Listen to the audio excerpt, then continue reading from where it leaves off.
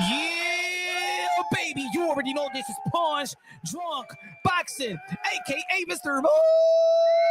Shine himself, a.k.a. El Adobo, a.k.a. El Sazón, a.k.a. El Borracho, a.k.a. Café Bustelo, a.k.a. El Pastor de Boxeo.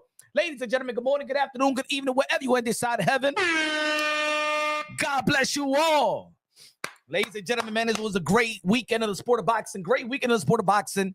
Had the phenom in the 175-pound division, David Benavidez, La Bandera Roja, the Mexican monster, doing his thing versus a phenom in his own right. And congratulations to David Morrell Jr. He put up a great fight with the experience that he got. He put up a great fight versus David Benavidez. The world of boxing loved the event.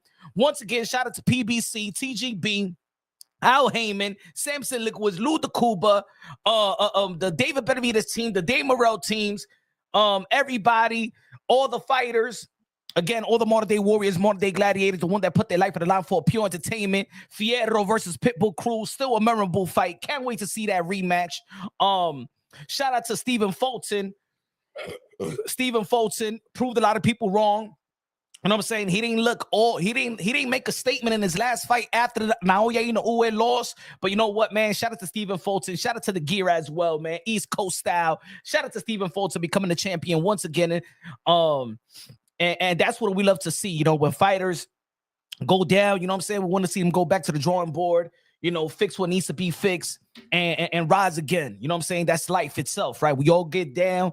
We all lose. But then, you know what I'm saying? That don't define us, and that did not define Stephen Fulton, the WBC featherweight champion of the world. Also, again, man. So and shout out to Clarissa Shields. Clarissa Shields, you know what I'm saying, fighting a 5-0 chick with 42 years old. You know what I'm saying? Manufacturer. We're gonna be talking about that. We're going to be talking about that, ladies and gentlemen. But of course, the news. Once again, I know it's been reported before. But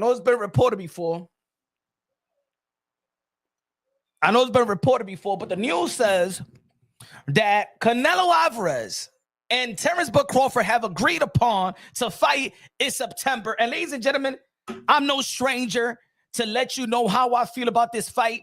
I feel like it's a trash fight. I feel like it's a mismatch where Canelo Alvarez is at in boxing right now and where he stands. I don't think that he should be fighting Terence Crawford. I'm not going to be like Terence Crawford cannot go out there and dare to be great. I believe that all champions, all fighters, all elite fighters should have the opportunity to dare to be great. But in the end of the day, I'm talking about realistic dare to be great. I ain't talking about fantasy fight. I don't want to talk about fantasy fight, video game fight. They got Undisputed out. That's a video game fight. Canelo Alvarez needs to fight the fighter that we all been wanting him to fight. We have given Canelo Alvarez Nation have been giving Canelo Alvarez the benefit of the doubt throughout the last 4 or 5 of his fights. And me, Punch Drunk Boxing, I am a Canelo Alvarez fan, but I gotta keep it unbiased, logically, and objectively, ladies and gentlemen. If y'all don't like me keeping it unbiased, logically, and objectively, then y'all lied to me. I'm talking about my supporters, even my Canelo Alvarez support. You know what I'm saying? Us, the fan base of Canelo Alvarez, in which I am a fan of Canelo Alvarez, but we keep it unbiased, logically, and objectively. If you think that I'm going to sit around over here and start and trust having the debunk mechanism just because there's channels out there that don't like Canelo Alvarez. And I got to be like, you know what? I got to enable everything that Canelo Alvarez is doing because I want to go out there on YouTube and fight for Canelo Alvarez, you know, respect. And even though that I'm like, yo, Canelo Alvarez, go fight David Benavidez, man. For real, you're looking weak out here. That's how I really feel. But if y'all want to be out here on Twitter, if y'all want to be out here in IG, if y'all want to be out here on YouTube, just trying to protect the narrative of Canelo Alvarez, that's not why I created the channel. I created the channel to break it down unbiasedly, logically, and objectively. And yes, if there is a fighter like Canelo Alvarez who has proven to be great, who have proven to be the pound for pound, who have proven to be the king, who have proven to be the face of boxing, then yes, I'm going to give Canelo Alvarez the benefit of the doubt for the most part. But guess what? I've been giving Canelo Alvarez the benefit of the doubt when he faced Ryder, when he faced Triple G, the Trilogy, when he faced Jaime Munguia, when he faced Erga Balanga. How long can I give Canelo Alvarez the benefit of the doubt? No mas, ladies and gentlemen. Canelo Alvarez, your ass should be in the ring versus David Benavidez. You got responsibility as a king. You got responsibility in the face of boxing. And ladies and gentlemen, let me say it like this. A lot of people always want to talk about, oh man, boxing is dying. Boxing is not what it used to be. Boxing is dying. Ladies and gentlemen, if boxing is dying, who is the king? If boxing is dying, who's responsible for boxing to be in the deathbed? Because if you are the face of boxing, right? If you are the king. Think about it, a kingdom with dry sand, just like when Simba left Pride Rock. Y'all remember the Lion King? Damn it, y'all got kids. You remember when Simba left Pride Rock? It was beautiful. It was green grass and stuff like that when Mufasa was king. The giraffes was happy. The elephant was happy. The antelope, the pigs, everybody was happy in the jungle of Pride Rock. But then when Scar took over, when Scar took over, it went dry. The lions went hungry. Ain't nothing left to eat. Scar, we're starving. We have to leave Pride Rock. Ladies and gentlemen, this is the land of Canelo Alvarez. If he is the king, if he is the face, well, damn it, he got responsibility to hold up boxing to where it needs to be. I want boxing to be greener than ever. So if boxing is dying, especially out here, we be like, hey, yo, boxing is dying. Yo, boxing is dying. Yo, Showtime is no mas. Showtime no mas. PBC is drowning. If PBC is drowning and that's what Canelo Alvarez was at, you telling me that the power of Canelo Alvarez didn't help PBC? You telling me that Canelo Alvarez, his power did not keep Showtime alive? Because ladies and gentlemen, I don't give a damn what y'all say. If Floyd Money Mayweather was active fighter today in his prime or in the back end of his prime, Showtime will still be in business. PBC won't be drowning. All right, so if Canelo Alvarez is this powerful man in the sport of boxing that brings all the cachet and the revenue and the money, and why everything is dying? Huh?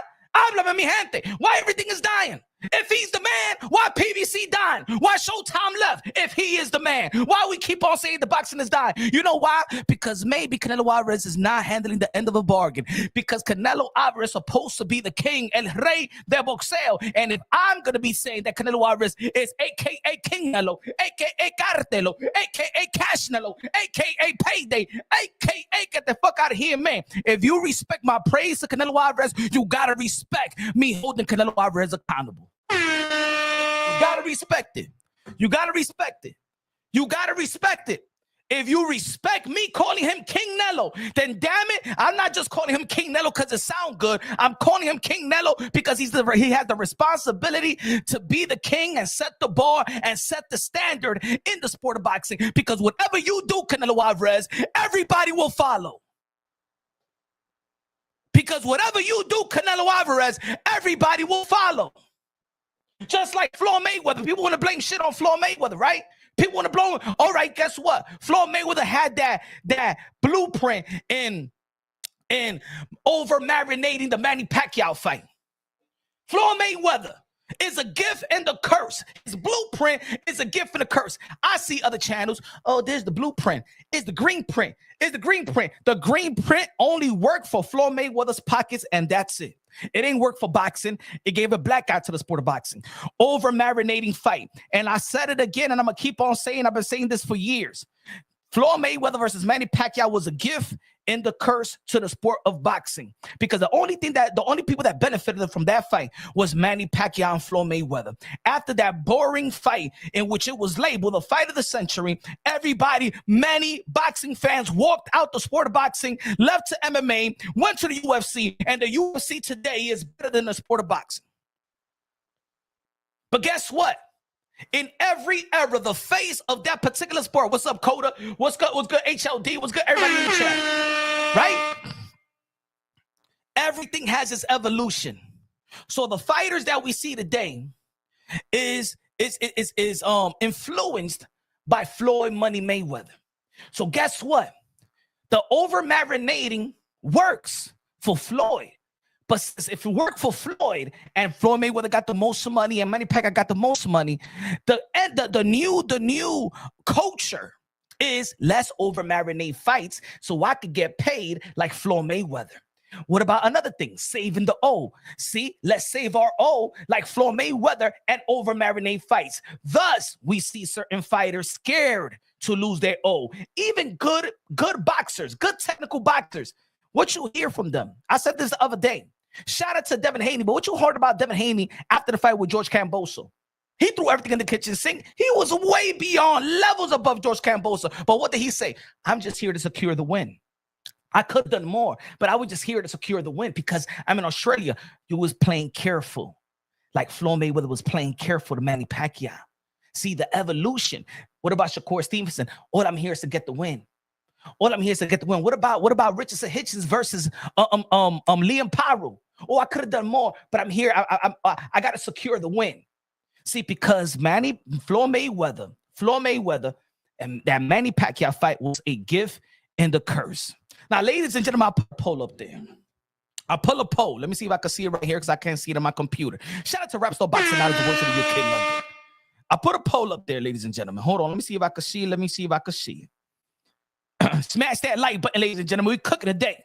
We cooking today, baby. The energy. We cooking today. Hold on. Nobody cooks like your boy, Mr. Moonshine. El adobo sazón de borracho, pastor de boxeo. Hold on. Why nothing ain't coming up? Give me a second. Give me a second. Why the thing ain't coming up? Hold on. Pero ¿dónde está? Give me a second. Damn, why it does that? Anyway, I put a poll up there. I can't even see my own poll right now, bro. UK in the building. Life and Logic was good. I had in the building. Rapstar Boxing. I said, but after what you see Canelo fighting, that's why Bud is more worthy than who he is fighting. Okay. I put a poll up there. Is Canelo Alvarez cherry picking? I can't see the poll on my computer. I don't know why right now, but y'all can put it in the chat. Let me know. Y'all can vote and put it in the chat. Is Canelo Alvarez cherry picking Bud Crawford, or is Canelo Alvarez not dumb enough to pass on payday like a Terence Bud Crawford fight? Is he cherry picking Bud Crawford and ducking David Benavidez, or you're like, yo, come on, man, nah, man. He's not ducking David Benavidez. It will be dumb for Canelo Alvarez to pass over that money. Let me know, ladies and gentlemen, what y'all think.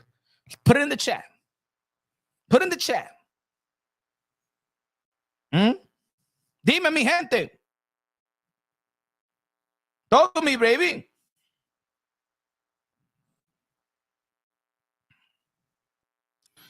Damn, everything is slow right now. My God. Yo, don't you hate when you're trying to look for something and you try to, show somebody something and then it's like acting up right now? Like, damn. Oh, man. I can't work like this. I can't work under these conditions.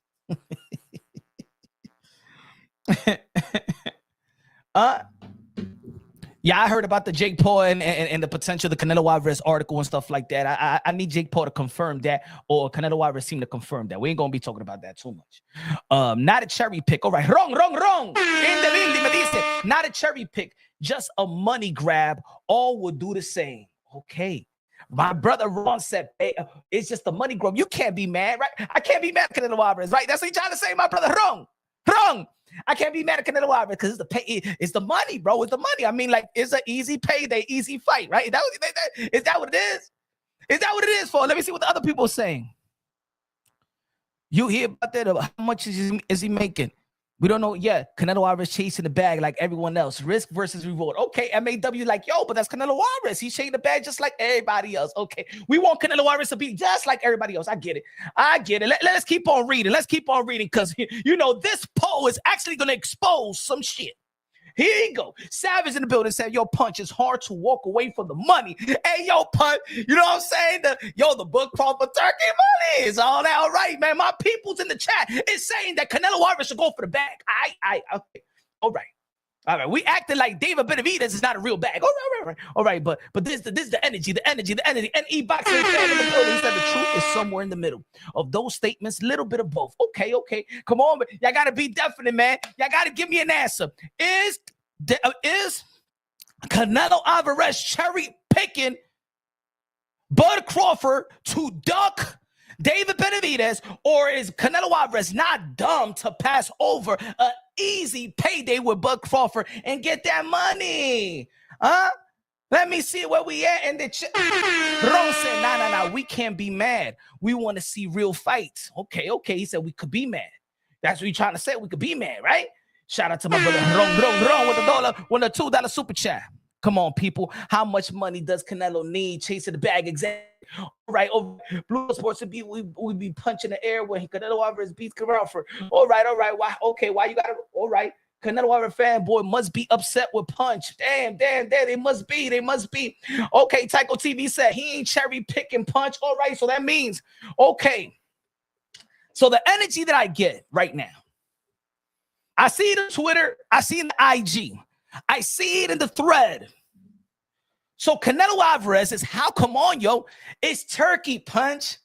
It's Turkey. How is he going to pass over that type of, that's an easy fight and an easy payday. Come on, Punch. He ain't cherry picking no damn David Benavidez. That's easy money with Bud Crawford, bro. You going to go for the bag just like everybody else. Oh. So you want Canelo Alvarez to beat Gervonta Tank Davis now, huh? And that's what y'all want.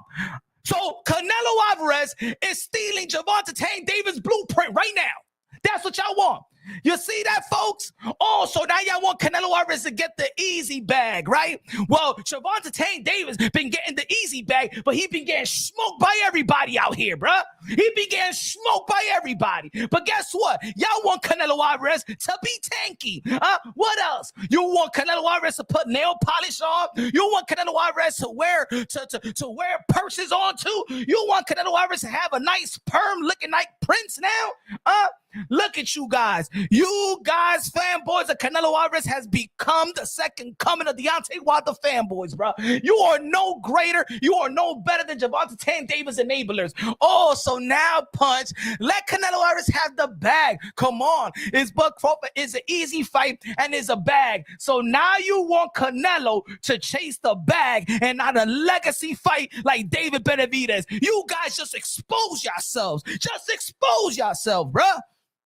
How dare you expose yourself like that? Now you telling no, you know what? Hey, yo, for the Gervonta Tank Davis fans in the part of this community, we apologize, you Gervonta Tank Davis, because you've been getting smoked out here, right? Because we saying, yo, you ducking Tio, you ducking Devin, you ducking Shakur, you ducking the competition. But right now, Gervonta Tank Davis said, I'm fighting Lamar Roach because it's the bigger bag.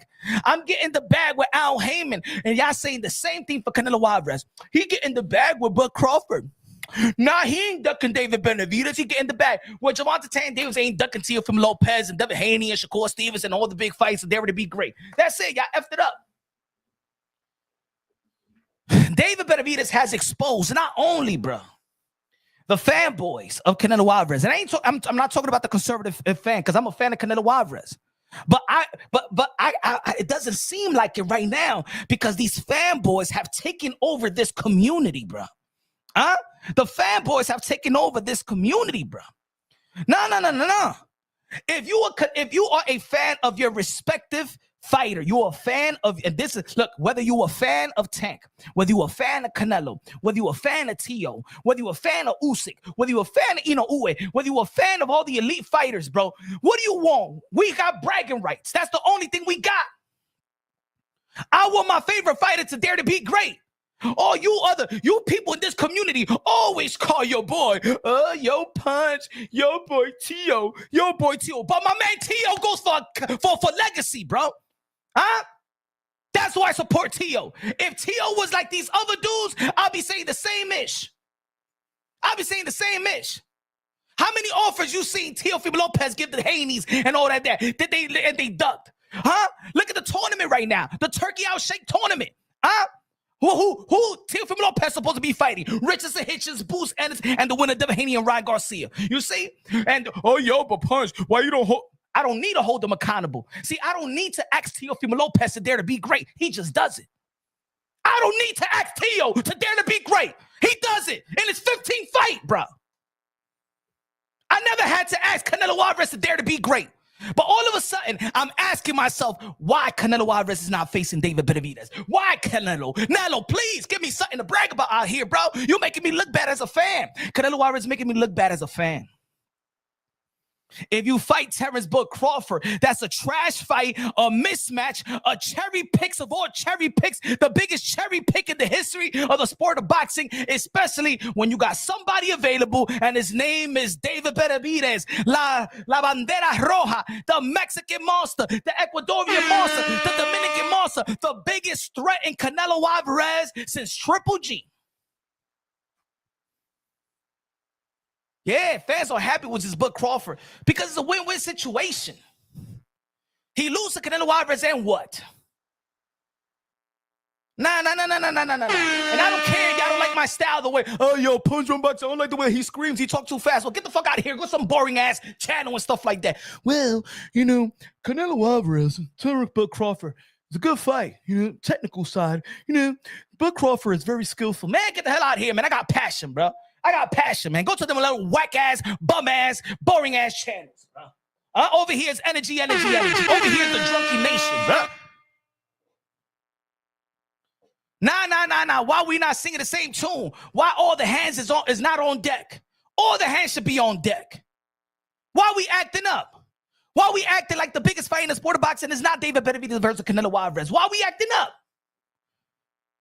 Why? Because y'all so dumb enough, y'all trying to impress other people in debates, holding on, enabling a weak-ass narrative. Hey, yo, ladies and gentlemen, I said it again. I said I gave Canelo Alvarez the benefit of the doubt. But damn, I was not happy with Wright. I was not happy with the Triple G, and I was very vocal about it. But you know what? I'm giving Canelo Alvarez the benefit of the doubt.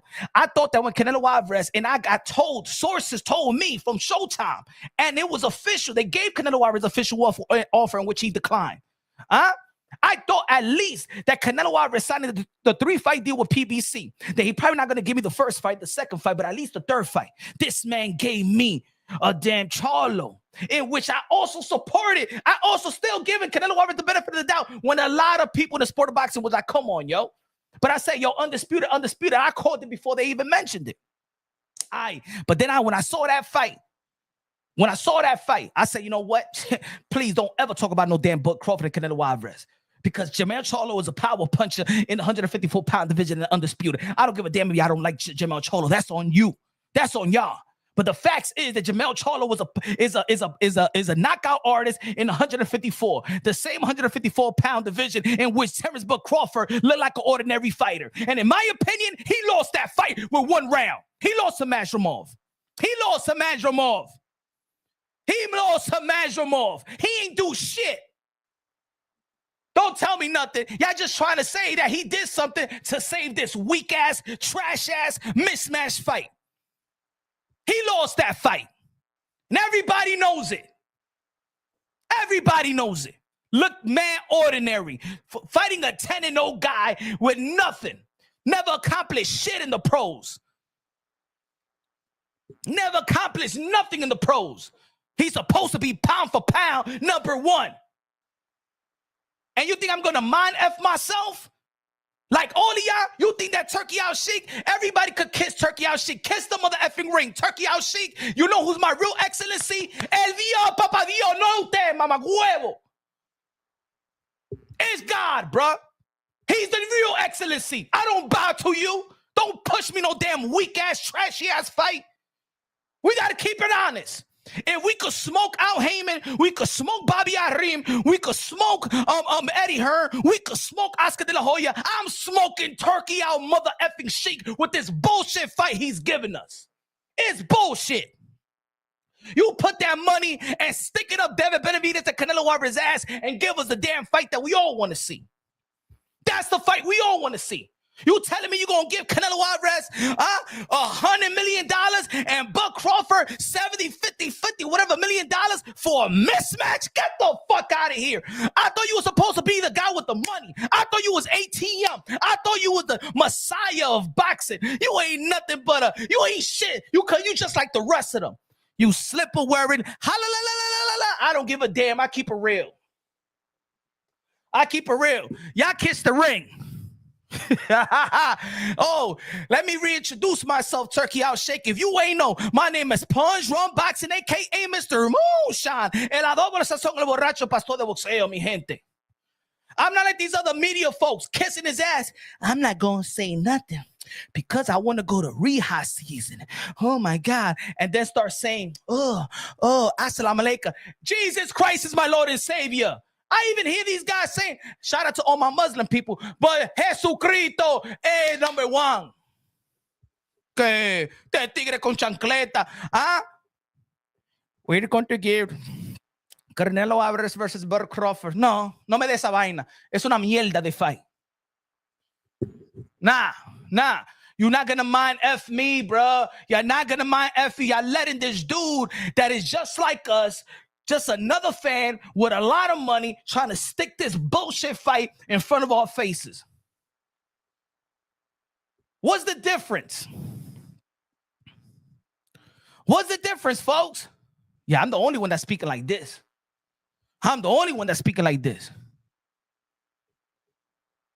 Mira, si yo estaba con ese, hey, yo, I was with him and he tried to hold my hand. Fuck off of me. What the fuck are you talking about? He can hold in my hand. This is the way that we do it in our country. Hey, yo, soy un hombre. I'm no beta male over here. Get the head of my hand. Y este tigre.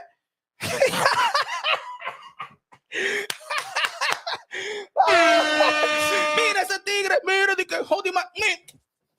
Coño, dame la mano para atrás. Turki, ¿qué? ¿Qué tú te? Maldito pájaro. ¿Are you gay? Rainbow motherfucker. No, así mimito, mi gente. ¿Qué? No. Ay, mira, everybody kissing the ring. Usted tan loco. Not me, bro. No,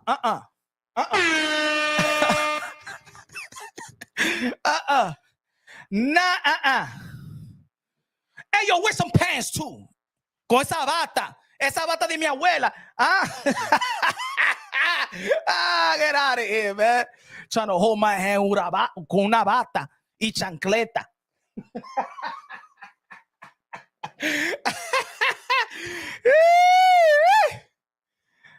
Let's go.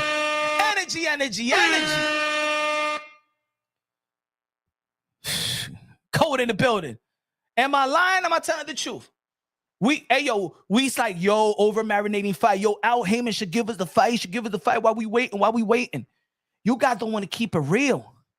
You guys don't want. I hope Turki Alshikh is listening to me. You know why? Because some people like that, they walk so much with their nose up in the air, and everybody around them is yes. If Turki Alshikh says that, now Uwe versus Tyson Fury, y'all be like, oh yeah, yes. Turki, yes, that's a good fight. Yeah. And Frank Warren and Eddie Hearn, Oscar de la Hoya, and everybody just besándole el culo a ese tigre. No le besa el culo a ese tigre. ¿Qué? What's he doing? I don't want you to come over here to do the same thing. If you got unlimited money, then I want you to make the type of moves that no other promoter can make. See, I'm gonna tell you like this, Turki Alshikh, your job is to marinate fights. The reason why they marinate fights is to anticipate, sell the fight, build the fight, marinate the fight so they could get more money. But with Turki Alshikh, you don't have to marinate the fights. So I don't want to see no damn Ryan Garcia get in between fights to fight Devin Haney, or Devin Haney get in between fights to fight Ryan Garcia, or Canelo Alvarez having a between fight to face whoever he want to put in front of him. There should be no in between fights. You got the money, you got the power. Give me the fight right now. The reason we didn't see Deontay Wilder versus AJ when it was agreed upon, I heard that shit before. Go to Ring Magazine. Look, ladies and gentlemen. I'm gonna tell you like this. You stick your little brain cells up a homeless ass. But you're not going to do it to me. Ladies and gentlemen, let me teach y'all something. No. I speak of the truth. If you don't like it, get the fuck out of here, man. Like I don't know what I Mitra Andre. Espera, mi gente. No. We speak the truth right here.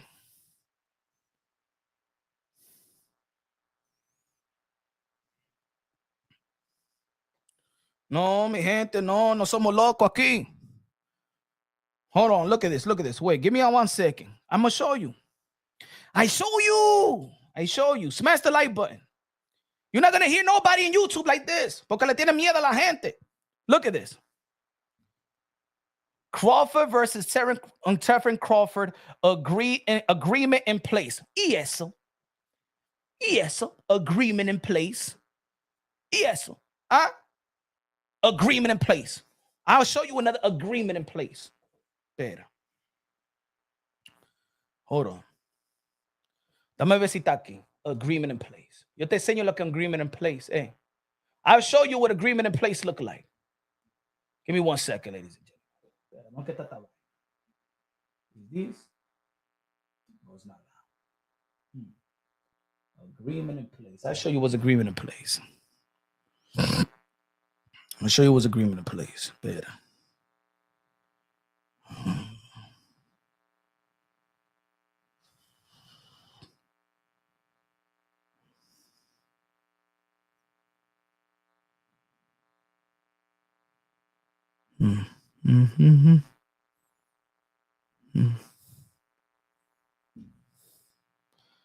Reports. Anthony Joshua, Deontay Wilder agreed to all terms to fight contract.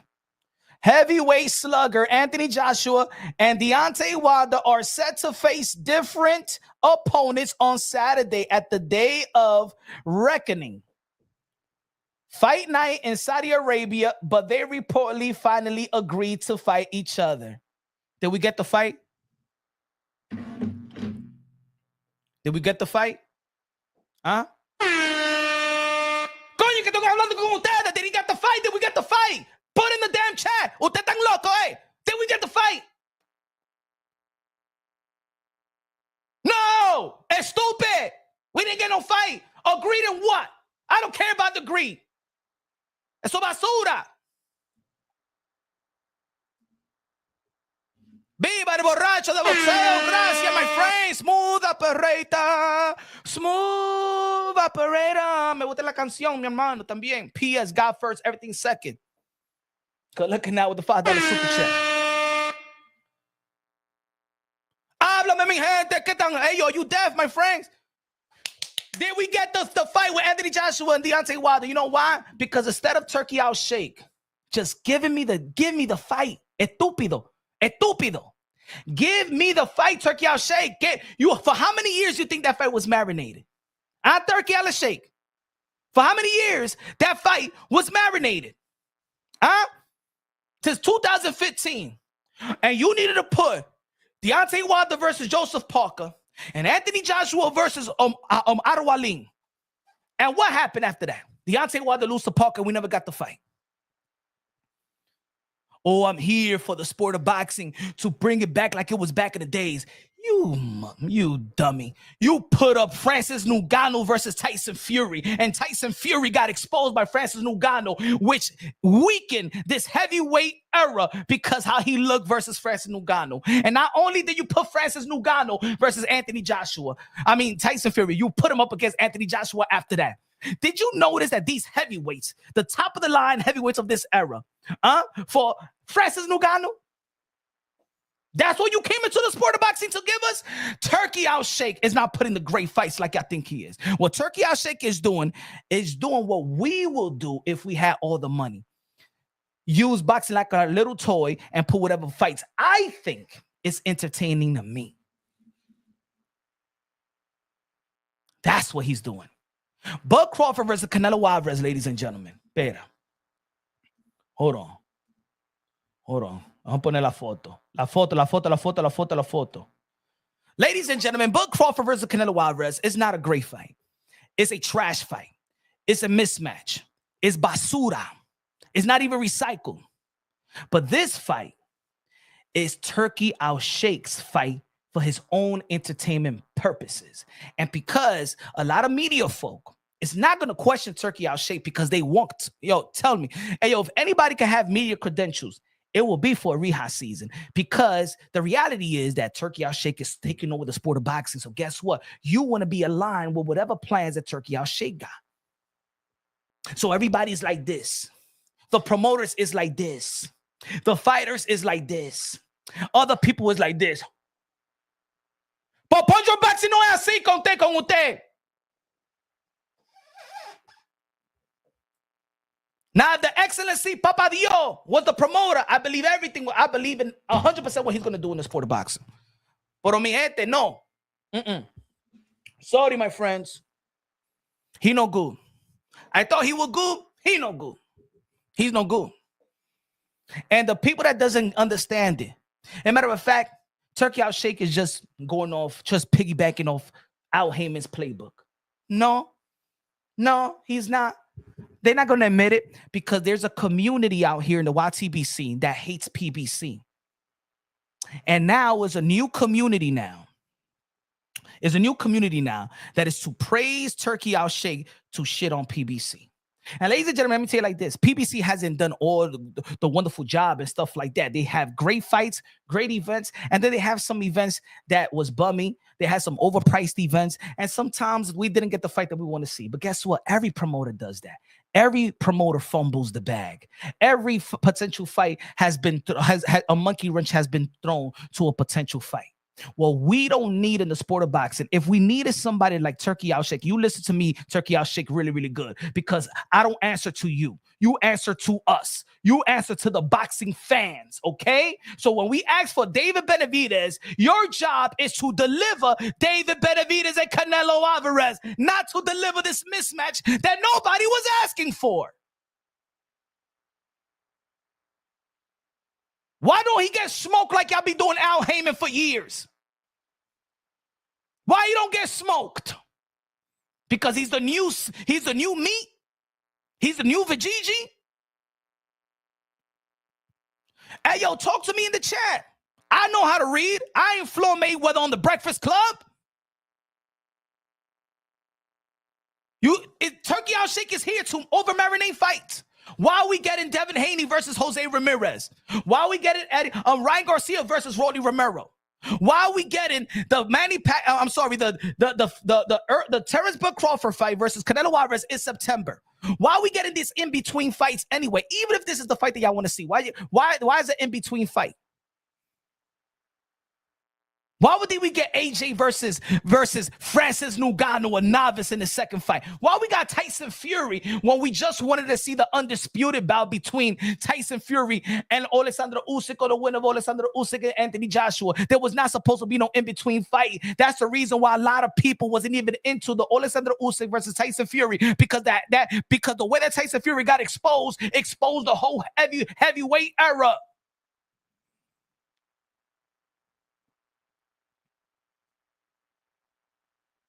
And now that this fight has been announced or agreed upon, no punch, but this is money. This is an easy fight for Canelo Alvarez.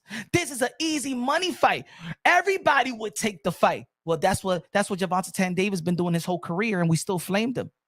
So you know what? Good job, Gervonta Tank Davis. You have been a smart businessman, right? Huh? Less risk, high reward. That's what Canelo Alvarez is going to do right now, ladies and gentlemen. Is that's what you think I've been supporting Canelo Alvarez all these years? Huh? Low risk, high reward? Is that what you about, Canelo? Dime mi, Canelo, háblame. Is that what you about? No, ma. No, ma, ladies and gentlemen. I know there's somebody that's trying to give us what we want. I know that somebody out there, especially in the 175-pound division, outside of Beterbiev and Bivol, because I want to see the rematch February 22nd, but there is a new energy in the sport of boxing.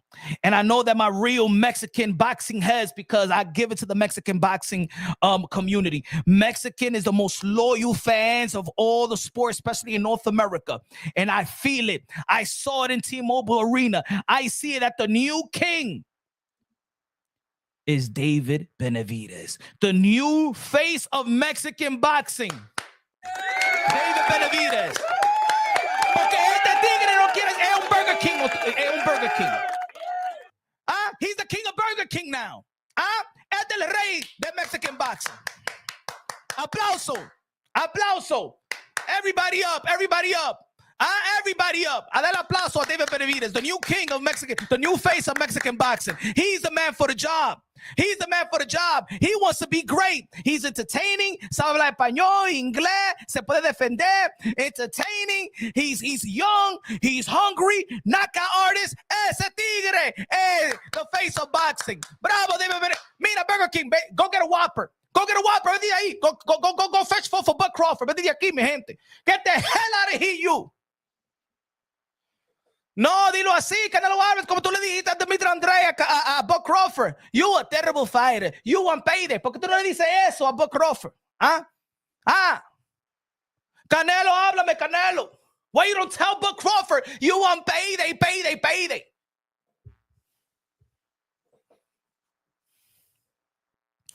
Sí, get a Whopper. Get out of here. Con French fry. Ojalá que se escupa. The people in Burger King te hacen, toma, Canelo Alvarez, get some meat. No, Canelo Alvarez, no me dé esa pelea. Canelo, no me dé esa pelea con Bout Crawford. Me no friend with you. No somos amigos ya.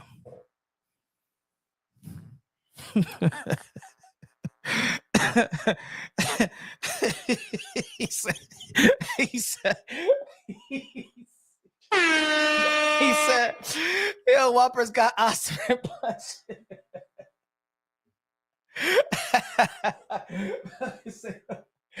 No, see, no. Hey, yo. Man, yo, bro, I've been in shows, bro. Let me tell you like this. I've been in shows. Yo, the Mexican legends have lost faith in Canelo Alvarez. They lost faith in Canelo Alvarez because he's not coming from their cloth. I don't know how he lost his way or the real Canelo Alvarez show. I don't know if this is the AI Canelo Alvarez. I don't know if it's the AI Canelo Alvarez. But right now, Canelo Alvarez is not acting like the king of boxing. He's acting like the king of Burger King. He's acting like the king of Burger King. He a burger. Yeah, okay, mi gente. Hey, I'm sorry, my friends. Hey, ladies and gentlemen, look. If you subscribe to the channel, because I always gave it up to Canelo Alvarez, I like Canelo Alvarez. I'm still a fan of Canelo Alvarez. I'm just disappointed in Canelo Alvarez. I feel like I've been supporting. I got the feeling, and I don't want to feel like this, folks. I feel like I've been supporting a fraud, man.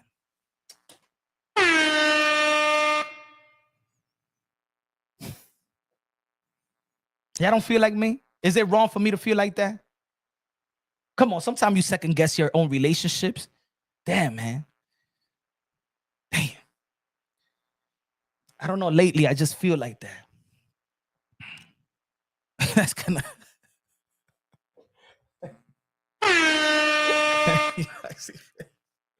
He said, can't wake up hungry in silk sheets. Hey, yo, now I know. Hey, yo, any boxing fan, for how long that we've been saying that? He said, can't wake up hungry with silk sheets. Forget about the silk sheets.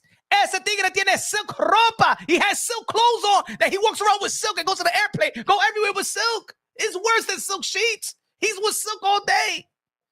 Tú no viste the line. He wears silk all day. Diablo, Canelo Alvarez. He said, not easy being the top dog. Nah. No. I think it's very easy being the top dog. I think it's very easy being the top dog. You know why I feel like it's easy being the top dog? Let me see. Let me find that one. Life and Logic says, not easy being the top dog. It's easy being the top dog. You know why? Because being the top dog, you don't got to chase nobody. You're the king. Remember, as a king, everybody hunts for you. The lioness hunts for you. As a king, you sit back like this. You want me? You want to fight me? All right, take it easy. Take it easy. Huh? Let me ask you a question. All right. He said being the top dog is not easy. If you got the money, you coming into the strip club. You coming into the strip club. You got that glow. You got that cash glow. You know, for the strippers. You know when the strippers know when dude with new money is coming with his crew. And the manager is telling the las tripes, mira, hey, yo, Punch Drunk Boxing is here. Punch Drunk Boxing. Hey, Punchy. Hey, Punchy's here. Oh my God, I'm gonna give it all the lap dances in the world. Punchy is here. All girls, get ready. Sí, está aquí, Punchy. Sí, Mr. Drunky. Ese tigre, ese,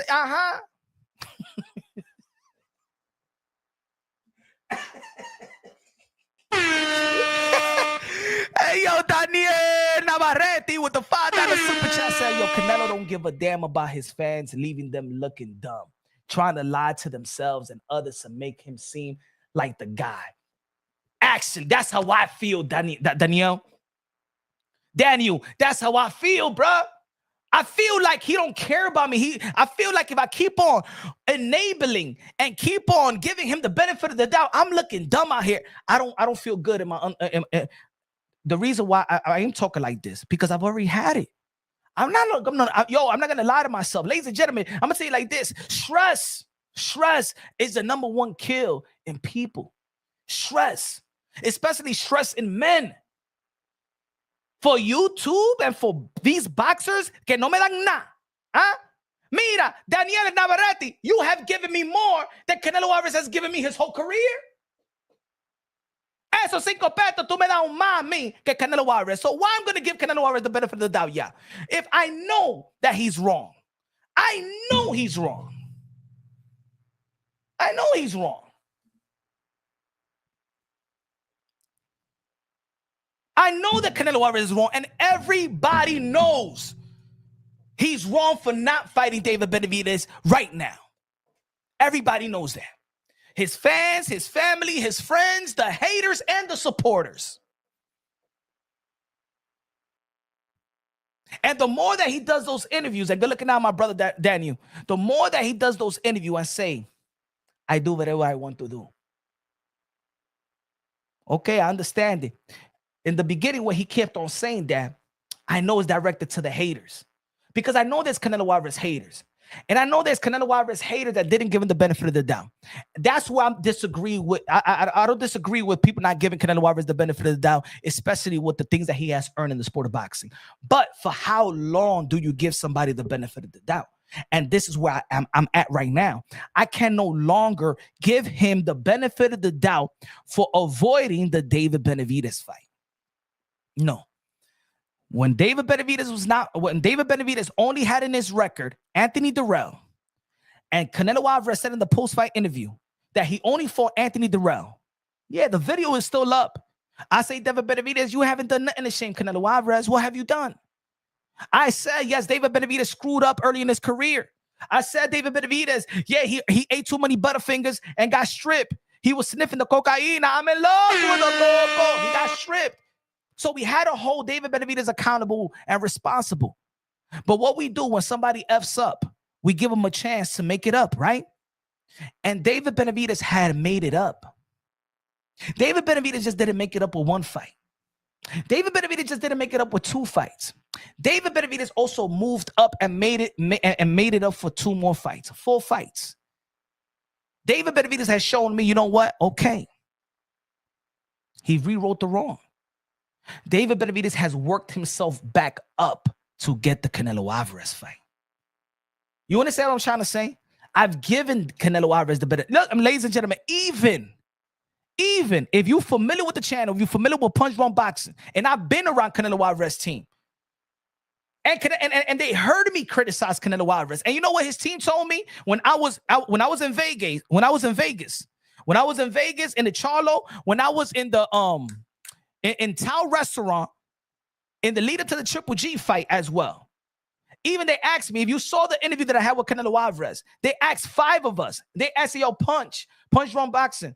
We didn't see you ask Canelo Alvarez a question. Didn't get an opportunity, right? I said, nah, there was a lot of people. Now I don't climb over people. He said, don't worry, we're gonna tell Canelo Alvarez to go to the green room. Come on me. Are you funny? And we was talking about my content. Right? Boom, went upstairs, and that's when I had the opportunity to interview with Canelo Alvarez. They took 5 of us into the green room upstairs in Tao restaurant. They acknowledge the work. They acknowledge the praise. But you know what I like about the team also, that they acknowledge, and I'm gonna tell you what they when I had the conversation with them when I was in Vegas leading up to the Charlo. But this is what I didn't like in Tao Restaurant. Before Canelo Alvarez came back, sat down, he shook everybody's hand, he shook the people's hand, he sat down. That was the upstairs and stuff like that. It was not open to all the media. It was just 5 of us, right? And they said, don't ask some question about David Benavidez or Demetrius Andre. At first, I could understand the David Benavidez, right? Because that was a constant thing. But when they say Andre, to me, then I said, okay, they really, really check my shit, right? So they said, keep the questions of the event and keep the Triple G questions. And I said, damn. Yo, because in my mind, I had so much questions for, of course, the David Benavidez, and I was going to ask about other potential fights in the 168-pound division. As y'all know, yes, I support Demetrius Andre. That's my guy. That's my boy, right? I don't give a damn if y'all don't like it. That's my boy. And just like if you have a boy in the chat, if you have your boy in the community, you're going to give him the benefit of the doubt and you're going to vouch for your boy. Whether you believe he's going to win the fight or get the fight, that's my boy. And if I don't vouch for him, then I'm being fake to my boy. That's me being real. If y'all don't understand that, if y'all don't like that, that's on you. I ain't going to be fake, right? I ain't going to be fake for you too. So then when they asked me not to ask questions, he said, that's not being a, that's being my, I have a friendship with my boy. That's not being a fanboy. You dummy. That's like me telling you, Lewis, that's not me telling you, who's your best friend, Lewis? Are you being a fanboy to your friend? Are you being a fanboy to your brother or you consider him as a brother? Is that being a fanboy? That's stupid. See, you don't have relationships with Canelo Alvarez, so you are a fanboy. I have a friendship with certain fighters. That's not being a fanboy. That's me supporting a friend. If you don't understand that, then man, I'm sorry. I don't know. I don't know what type of life that you live. I don't know what type of you live. And I never say Demetrius Andre is gonna beat the crap out of Canelo Alvarez and disrespect Canelo Alvarez. All I said was give Demetrius Andre the opportunity to fight because that should have been a fight in the 160-pound division for the undisputed. And that's common sense. Everybody knows that. Everybody knows that. Canelo Alvarez knows that. Demetrius Andre knows that. WBO champion, Canelo Alvarez had the other belts. If you don't like Demetrius Andre, that's on you. Cool, I understand that, but don't tell me not to vouch for my brother. Fuck you. Fuck you. You know what I'm saying? So now, so when I got there, they said don't ask Canelo about Benavidez and Demetrius Andre. Just keep it Triple G, keep it within the event. So I'm like, damn, man, what the hell I'm gonna ask? Yo, I got so lost in questions because I really didn't have no more questions. They stripped me from my question. I even asked Canelo Alvarez, would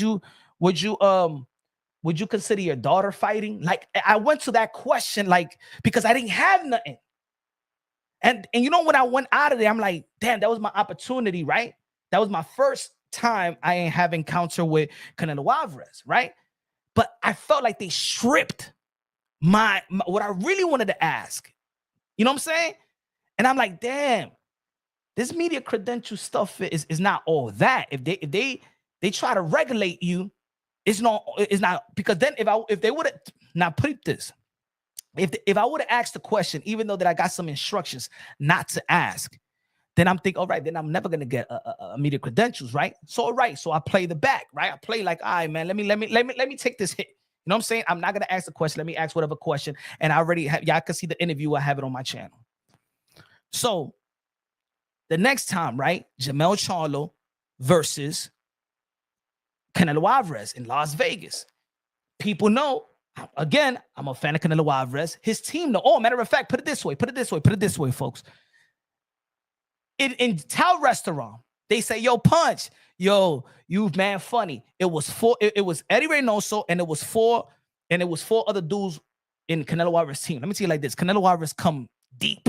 Pause. Hey, yo, he had like 8 Suburbans. This dude look like he comes with, hey, yo, he look like he come with a cartel. These dudes ain't regular. These dudes ain't regular, no damn regular. They get security. These dudes, Canelo Alvarez come like he the president. But he comes like he's El Chapo, bro. Right?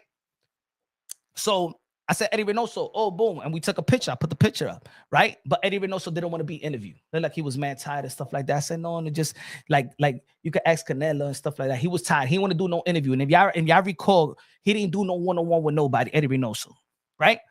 So I'm chilling with them right here in the steps. And before I went to the green room, right? And we talking, and then one of Canelo Alvarez boys, his team, was like, yo, Punch, you funny. You know what I'm saying? And I see that you criticize. See, you criticize Canelo, but you fair about Canelo Alvarez. Like what you say is fair. You know what I'm saying? I know people want to see David Benavidez, and I understand that so we had a conversation. And you know what they said? And I said this story once before, right? And they go, hey, Punch, is Ego here?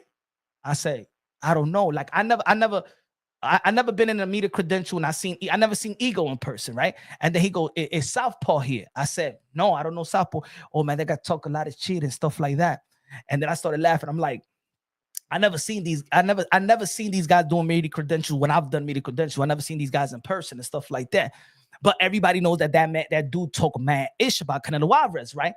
And the dude said, see, nah, see, you fair. You know what I'm saying? You don't talk about nobody's family or something like that. You talk about the fight. You talk about strategic fight or the fight that you want to see. You know what I'm saying? And I'm like, yeah. If they had a problem with me, they never would be talking to me like that, right? So they go, nah, there's one thing about criticizing, but when you cross the line and you talk about people's family, then what he said, you need to be taught a lesson. Yo, they were serious. I'm gonna tell you like this, bro. They were serious. Then they be like, yo, for F him up for me. I give you money to F him up. I said, if he's here, I give you money to F him up. But he's gonna be taught a lesson. And we're gonna make sure he's gonna be taught a lesson. Me lo dijeron a mí. That was before we went to the green room. I wanted to add that, right? But I just wanted to let you know that Canelo Alvarez team, when I first met him, like, yo, you fair. And by them telling me that I'm being fair is the reason why I'm even vocal like this. Because I know that they're listening. So when I say I'm a fan of Canelo Alvarez, but at this point, Canelo, that's it. Your own fans cannot let you go another fight without fighting David Benavidez. We gave you the benefit of the doubt. I didn't like the Ryder fight, but we gave you the benefit of the doubt. I still didn't shame Canelo Alvarez with David Benavidez. You fought Triple G, the trilogy. I didn't want that fight. You fought Jermell Charlo. I'm all right with the fight because I do have respect for Jermell Charlo. He was a fighter that was not begging for a Canelo Alvarez fight. But that fight did humble. Then you got the Jaime Munguia. But then you say you wouldn't fight Mexican fighters. And then around that time, before the Jermell Charlo fight, you said during training that these fighters have to fight each other. Well, David Benavidez is fighting fighters. So you skipped over. You rather fight a Ryder that was supposed to be a mandatory position, never got called by the WBO. You gave him that. They try to front and say in Mexico that was a mandatory. It was not ordered. So you got Ryder. He was a mandatory position. You got Jaime Munguia that just got to the 168-pound division, in which he said that he wouldn't fight Mexican fighters. So, and then you got Edgar Berlanga, who hasn't beaten nobody really, got into the WBA position. The mandatory was not ordered. So you rather not even get the David Benavidez mandatory in the WBC. You rather go through Ryder that wasn't ordered. You rather go to Berlanga that wasn't ordered. So at this point, ladies and gentlemen, at this point, as a Canelo Alvarez fan, what am I enabling? Golden Gloves champs in the building with the $5 super chat says, yo, Punch, I love your channel, bro. Keep it going. Benavidez is the new face of boxing, and that's my opinion. And rightfully so, brother. Good looking out, rightfully so. Yo, I don't got no hair in my tongue. If anybody was there in Tower Restaurant in Las Vegas when I chopped it up with Canelo Alvarez team, I was laughing with Canelo Alvarez team. As a matter of fact, go look at the question I asked Canelo Alvarez. That basically Jermell Charlo was not keeping the same energy, right? In terms of, damn, everybody was questioning Jermell Charlo's attitude. You know, he's a roddy guy, right? But then I feel like, damn, he ain't talking his ish. And I had that interview with Jermell Charlo, right? I support Canelo, and y'all know I support Jermell Charlo as well, right? I'm a fan of both. And they earned the right for me to be a fan of theirs. Because Jermell Charlo carved his own legacy at 154, respectfully. And Canelo Alvarez, we already know he's earned everything he got. He's a future Hall of Famer, first ballot Hall of Famer, right? But then the Jaime Munguia and the Edgar Berlanga. I enjoy the event. I tried to sell it even within the channel, within myself. I wheeled my way into accepting these fights. But especially the last 2 fights, I know. Diablo, Canelo Alvarez, pero fight David Benavidez. Now, tú estás dando asco ahora, porque what's next? What's next? Ladies and gentlemen, what's next? You telling me I'm going to support Canelo Alvarez fighting Bud Crawford and not fighting David Benavidez? Ladies and gentlemen, look, I'm going to say it like this. I understand. I'm going to say it again for the new people that's coming into the channel that's not familiar with the channel. I understand that there's channels out here that hate Canelo Alvarez. I understand there has been channels out here that has been race baiting against Canelo Alvarez. I know there's channels out here that have been race baiting against Latinos. And I have spoken on behalf of my Latino nation, my Latino community as well. Everybody knows this. Everybody knows this. Right? But right now, where we at right now, Canelo Alvarez has no one else. Canelo Alvarez has nothing else. Canelo Alvarez real fans, Canelo Alvarez diehard haters are singing the same tune and want the same damn thing. And there's people out here in this community, because you don't want to align yourself and you do not want to coexist with the constructive criticism of Canelo Alvarez or the negative criticism of Canelo Alvarez and avoiding David Benavidez. You do not want to keep it real in the YTBC YouTube boxing community, on X, formerly known as Twitter, on IG Live, to save face, to enable something that you yourself don't want to believe in. Because in the end of the day, we are fight fans, and the fight comes first, and the fight that we want to see is Canelo Alvarez versus David Benavidez. There is no other big fight for Canelo Alvarez. Real big fights. We ain't talking about this bullshit fight right here. We ain't talking about this money-making fight for Turki Alshikh. We ain't talking, this is trash. This is trash. And you know what? They're going to build this up like if it's something special. They're going to build this up like it's something good. They're going to build this up and they're going to mine F the boxing community. And the media is going to mine F the boxing community because they don't want to say to Turki Alshikh that this is a bum fight. You're going to hear trainers. You're going to hear a lot of mass media that got the traffic, that pay for the traffic. That you, when you go to Twitter, you get the boxing scene. You get the Ring magazine. You get the news. Not like from little people like us that's seeing the truth. It's going to be a machine. And they're going to build this fight like it's one of the best fights in the history of the sport of boxing. But ladies and gentlemen, I'm here to tell y'all that they are insulting our intelligence. And if anybody been following the channel since day one, one thing, since day one, y'all remember, since day one, I say I have one problem, bro. There's a lot of ish in life that you could tolerate. A lot of ish that you could tolerate in life. Sometimes you got to channel when to react and when not to. There's just one thing I would not allow, and I can't. And it's just a part of my blood. It's a part of my DNA. Is when you insult me, when you insult my intelligence. Don't y'all hate when somebody's trying to insult your intelligence? Like, y'all be looking at people like, how dare you, bro? How dare you? Like, yo, you could be wrong, you could lie, but when you try to insult my intelligence, like even with your own kids, right? When you know your kids is lying and you caught them in the lie, and they be like, no, they're trying to insult your intelligence, but they're kids. Sometimes you know when your kid is lying, you just give them a pass because you feel so sorry that they still trying so hard and they're lying because they don't want to get punished, they don't want to get in trouble, right?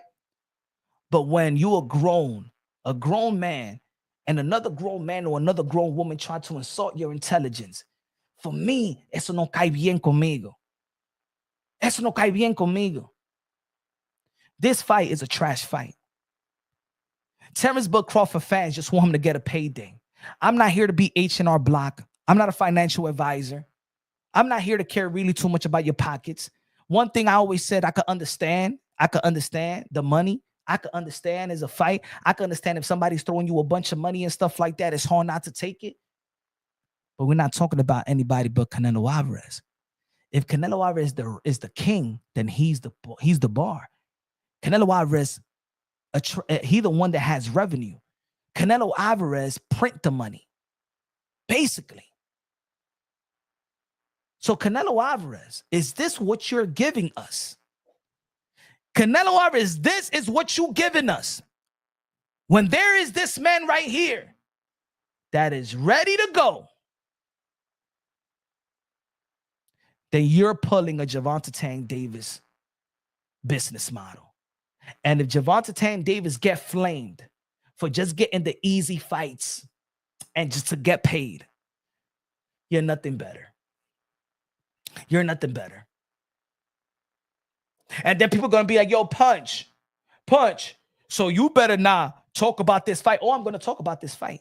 I'm going to talk about this fight. I got to watch it because at the end of the day, I got a channel.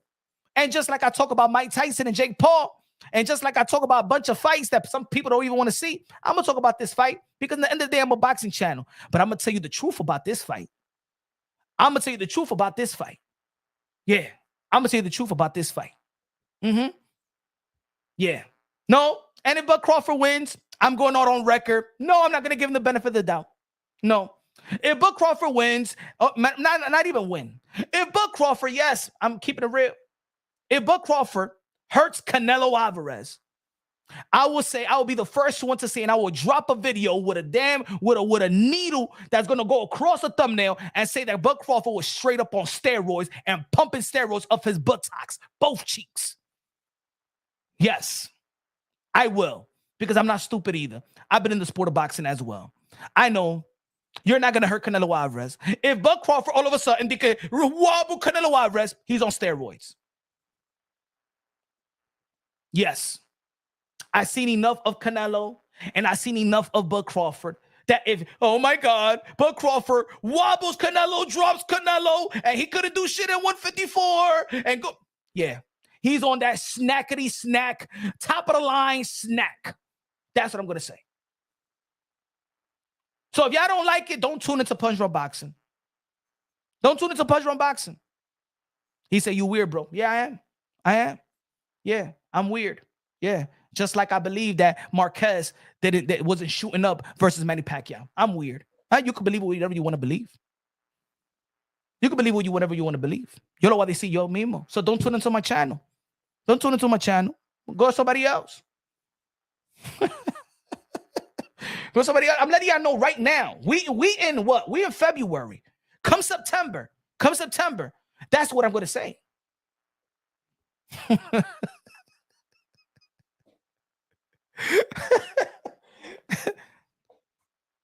Huh? Maybe all I know in this fight, we're not dumb, ladies and gentlemen. Look what they're trying to do to you. I'm here for you. You got to understand that right now, this fight, they're not here for us. They're not here for you. They're laughing at us behind the scenes. You don't understand. You guys some of you guys want to come to my chat and try to come at me. I'm here for you. I'm here for you, ladies and gentlemen. I am telling you that this fight right here is to insult your intelligence. I'm just keeping it real. But if you want to be stupid, look at this. Look at the betting. This is the betting lines right here. Hold on. Look at this. So far, they're trying to say that this fight is near a 50-50 fight. In what world? Ladies and gentlemen? Several years ago, Bud Crawford said he wouldn't even move to 168. How did Bud Crawford look at 154?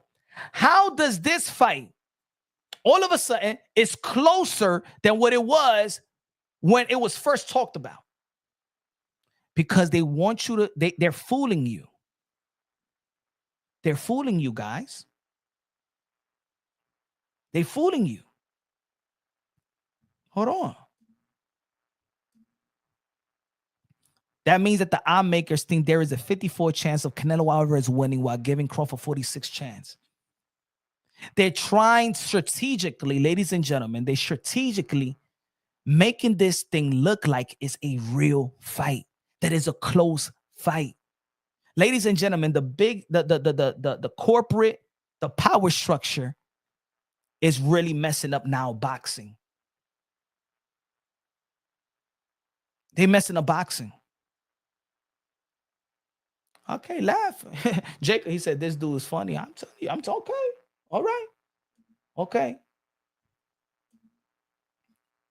Remember that remember when they said that Canelo Alvarez versus Earl Spence. Y'all remember that? And we was like, you remember that? If Canelo Alvarez gives me this fight and doesn't give me David Benavidez,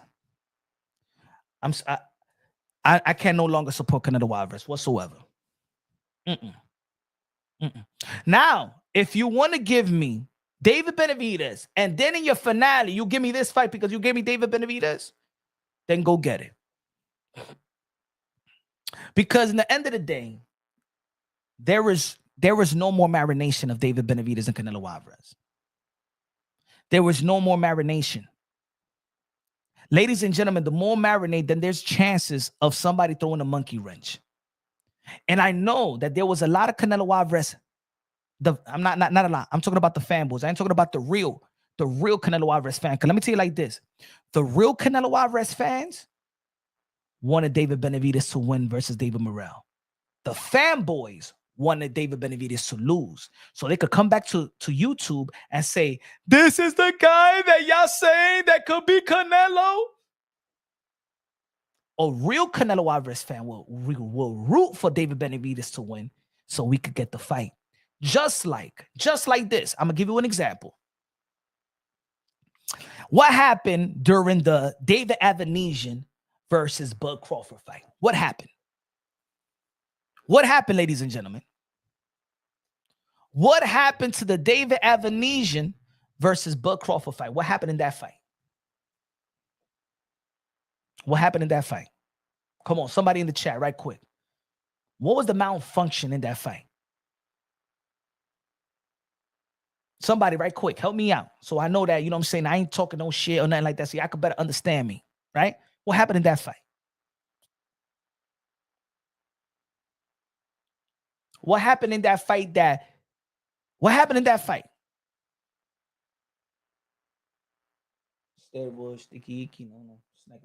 Thank you, Lewis. The gloves.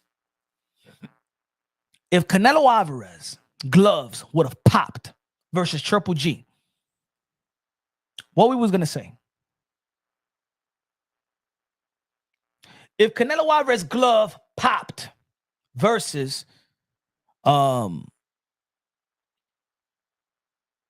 yeah, let's say a Triple G, what we were going to say? Let me tell you the reason why we didn't make it a big deal with Terence Bud Crawford. You know why we didn't make it a big deal with Terence Bud Crawford? Because in the end of the day, the fight fans didn't give a fuck because all we want to see is Terence Bud Crawford versus Earl Spence. We didn't care about that Earl Spence had a mandatory in Abdul Kokorov that's been there since 2019 March. He had a mandatory. Nobody cared about Abdul Kokorov mandatory. You know why? Because we wanted Bud and Earl Spence. We didn't give a damn about Bud Crawford's glove popping because we only care. We didn't give a fuck about David Avanesian. All we want is Bud Crawford versus Earl Spence. Right? We don't care. So this I'm saying, the Canelo Alvarez, these in-between fights, we don't want David Benavidez to be facing anybody because they could throw in a monkey wrench and then it messes up the biggest fight. So So think about it. The Earl Spence fans is rooting for Bud Crawford to win because the Earl Spence fan wants Bud Crawford. And Bud Crawford's fans want the Earl Spence to win because we want to see the biggest fight. You understand? We wouldn't care. The real fans, look, the Manny Pacquiao fans want Floyd to win because we want Floyd Mayweather. And Floyd Mayweather need to keep on winning because we want Manny Pacquiao. Real boxing fans want to see the real fight and doesn't want anything to get in the way of those big fights. Real fans, not the fanboys. Like I said, the fanboys will say, David Benavidez, I hope David Benavidez lose. Why? Why would you want David Benavidez to lose? If we all know that the biggest fight in the sport of boxing is Canelo Alvarez versus David Benavidez, we don't want Canelo Alvarez to lose because we want to keep we want to keep that matchup alive. That's what real fans do. I didn't want Anthony Joshua to lose to Andy Ruiz. And I didn't want Deontay Wilder to lose to what's his name? Starts with a end with a B. The dude he knocked him out. We didn't want Deontay Wilder to lose. We don't want Tyson Fury to lose. We don't want Alexander Usyk to lose because we want to see that fight. I'm gonna give you another example. Let's be real. Let's be honest. Who you want if the fight with Ryan Garcia and Devin Haney is supposed to take place in October? Do you want to see Ryan Garcia lose to Rolly Romero? Do you really want to see Devin Haney lose to Jose Ramirez? Why don't we want to see Devin Haney lose to Jose Ramirez? And why don't we want to see Ryan Garcia lose to Rolly Romero? You know why? You know why? Because in the end of the day, we would like to see that rematch. And whether you're a Ryan fan or not, you want to see Ryan Garcia whoop Devin Haney's ass again. And if you're a Devin Haney fan, you want Devin Haney to get that get back. Right?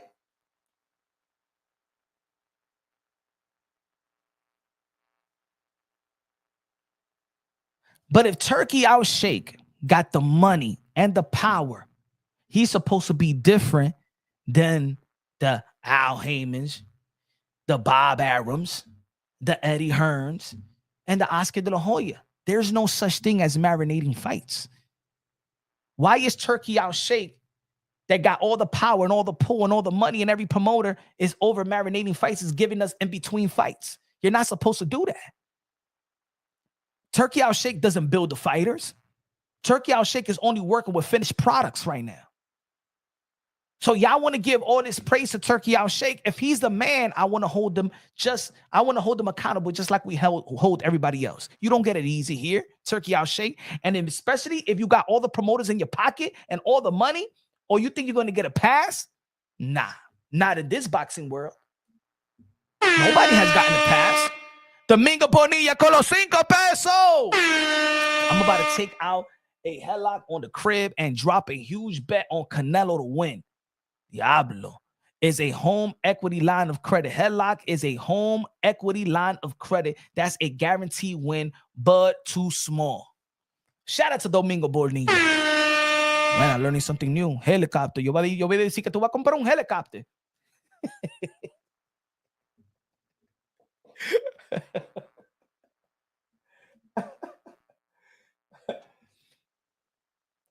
Get rid of the protecting the O. That's what we need. I mean, look, the reason why, folks, the reason why Canelo Alvarez is not afraid of David Benavidez. Canelo Alvarez is afraid to lose what he will losing to David Benavidez. That's what he's afraid of. He's afraid of losing the Mexican fan base. He's afraid of losing the face of Mexican boxing. He's afraid of losing the most loyal fan base in North America. He knows by losing to Manny Pacquiao, he was still the face of boxing. He knew by losing to Dimitri Bivol, he is still the face of boxing. We all know that Jaime Munguia was not the guy. We all knew that. But Canelo Alvarez and everybody else know that David Benavidez was the biggest threat. And David Benavidez is the real passing of the torch fight. And Canelo Alvarez is not ready to let go of what keeps Canelo Alvarez machine go. And that is the Mexican fan base. Canelo Alvarez cannot afford to lose the Mexican fan base. He's afraid to lose the face of Mexican boxing, because if he loses to David Benavidez, then there's a new sheriff in town, and his name is El Monstruo David Benavidez, the king of North America, the king of boxing, and the new face of Mexican boxing. That's what Canelo Alvarez is afraid of. He's not afraid of the man. He's not afraid of the punches. He's afraid of him not being the man and the front man for the country of Mexico. That's what it is. That's what it is. And then a fanboy. I'm not talking about the conservative Canelo Alvarez fan. I'm not talking about the level-headed Canelo Alvarez fan. This is what the fanboy will say. David Benavidez is not real Mexican. He's not Mexican. He's American. Oh, el americano. But David Benavidez was born here. He's not real Mexican. Oh, he's not real Oh, okay. All right. Ladies and gentlemen, pera. Domingo Bonilla me dice, de Super Chari Pari, que me dice, Canelo ya lo perdió, Benavidez ya lo tiene. Ay, me lo dice Domingo Bonilla, lo dice mi gente, que he is the face of boxeo, ahora mismo de boxeo de mexicano. Yo, if David Benavidez is selling out the T-Mobile Arena in Las Vegas with a David Morrell, you know what that tells me? Do you know what that tells everybody? Because he didn't sell out. Look, people know Demetrius Andre more than David Morrell. People know Demetrius Andre more than David Morrell. Let's be honest, right? Let's be honest. He didn't sell out. He didn't sell out the arena with Demetrius Andre. David Benavidez didn't send a statement versus Alexander Vazviks, how you pronounce his last name. He didn't put a statement, but he sold out T-Mobile Arena, the arena that Canelo Alvarez built in Las Vegas. You know why? Because people have had it with Canelo Alvarez, and a lot of people are becoming David Benavidez fans. That's what's happening right now. That's what's happening. That people are fed up with what Canelo Alvarez is feeding us, and they're saying, no, I don't relate to this. We're not relating to to Canelo Alvarez anymore. That's what's happening. We're relating to David Benavidez. And ladies and gentlemen, I wasn't this huge David Benavidez fan. Look at my channel. I respect David Benavidez. I like David Benavidez' tenacity. Ladies and gentlemen, I still, to this day, me, Punch Run Boxing, if you ask me who wins, Canelo or David Benavidez, guess who I'm picking? I'm still picking Canelo Alvarez. I still edge Canelo Alvarez to beat David Benavidez. I'm still predicting that Canelo right now still beats David Benavidez. Now, some of y'all going to disagree. This me telling y'all that I'm still a Canelo. I'm a Canelo Alvarez fan, and I'm a fan of David Benavidez. I've grown to be a fan of David Benavidez. What can you not like about David Benavidez? I think if you don't like David Benavidez, you're a damn hater. If you're a fight fan, what not to like about David Benavidez? He talked the talk, he walked the walk, he talk his shit, he backs it up, he's entertaining, he's a power hitter, he throws a lot of punches for his size, he's an enigma. It's nothing you can dislike about David Benavidez. You can. If you're a fight fan and you dislike David Benavidez, you're a damn hater. You don't even know what you're looking at.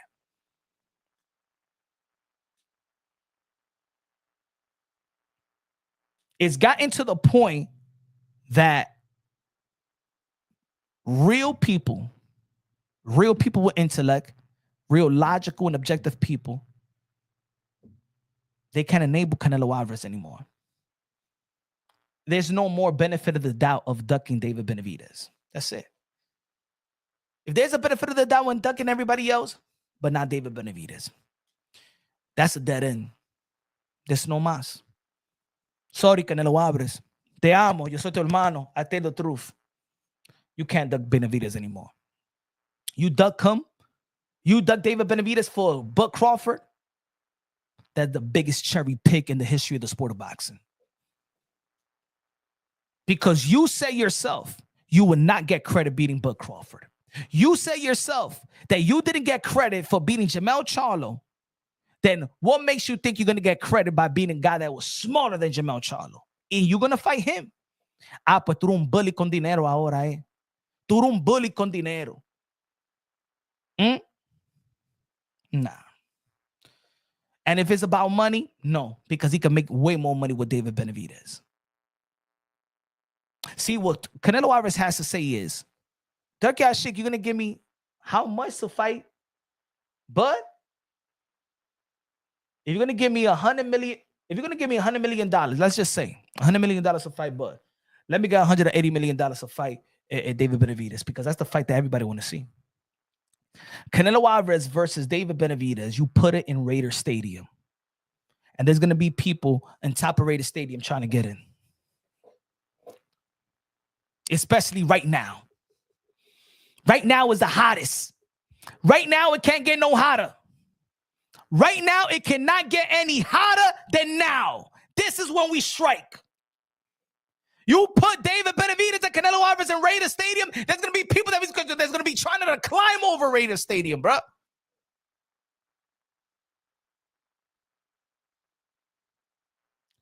This, you don't even have to sell.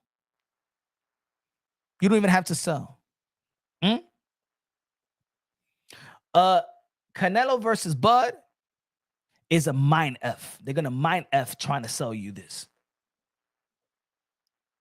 You ain't even gonna see clips of the Buck Crawford versus Masvidal. Like that didn't even exist. I grew to like him. I'm glad he dropped La Bandera Roja. Good looking out.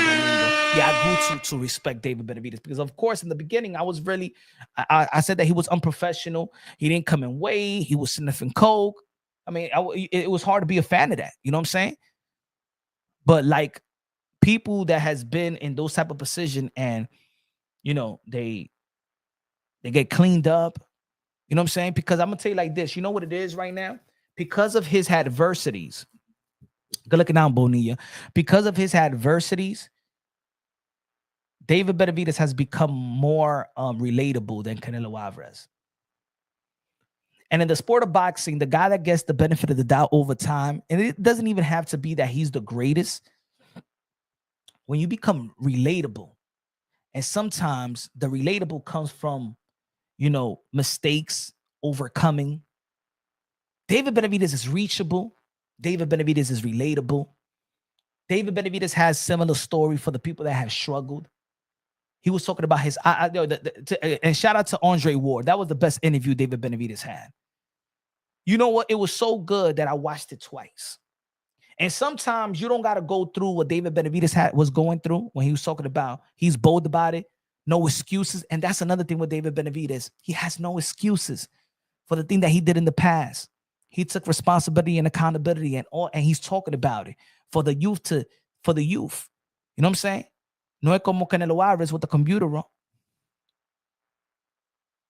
Y mira, ladies and gentlemen, I never did videos about Canelo Alvarez testing positive for combuterol. That's another me still giving Canelo Alvarez the benefit of the doubt. But we all know that David Benavidez could have easily said, oh, no, that I was taking medication. Because when you take certain medications, look, if you go to the dentist, they give you Vicodin, they give you Oxycontin, and you could easily be like, oh, that was opium. Because if you take Oxycontin, you take Vicodin, you take certain Percocets, you test for cocaine, okay, it has opium in it. So David Benavidez easily could have been like, yo, I was going through some injury, and I took these pills and stuff, and I tested for that while I was training because I hurt my hand. He could have easily, David Benavidez could have easily came up with that excuse. Because taking Vicodin, taking Oxycontin and Percocets, you test for cocaine. But David Benavidez was real. Let's talk about his adversity, his downfall. You know what I'm saying? His demons, and that relates to people. The story of overcoming, that relates to people. It inspires people. The story of Manny Pacquiao inspires people. It's reachable, it's relatable. And right now, David Benavidez is a guy that looks like we're relating to David Benavidez more.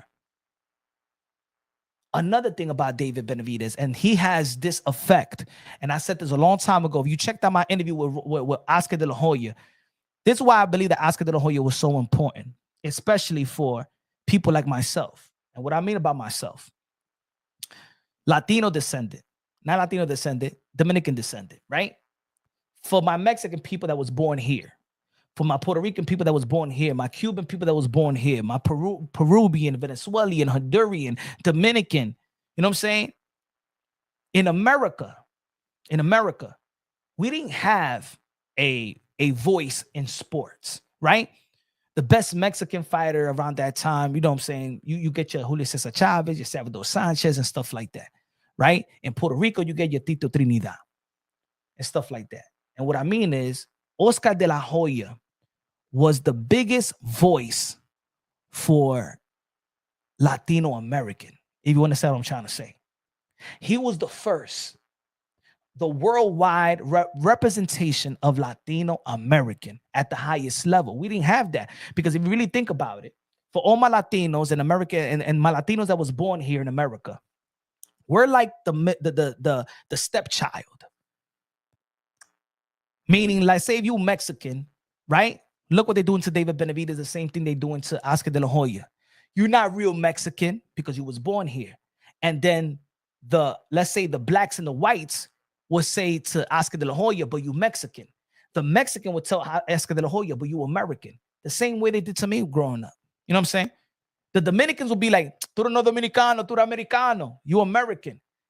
My American brothers, the blacks, the whites, the Asian, but mostly the blacks, because of course the community is black and Latino, right? They'd be like, what are you now? You Dominican. My Dominican would be like, you American. So we're stuck in the middle. We're always stuck in the middle, right? We're the cocolos or we're the gringos. And Oscar De La Hoya, if you remember the build-up to Oscar De La Hoya versus Julio Cesar Chavez, now peep this. That's when I became a major fan of Oscar De La Hoya. You know why? Because he represented me.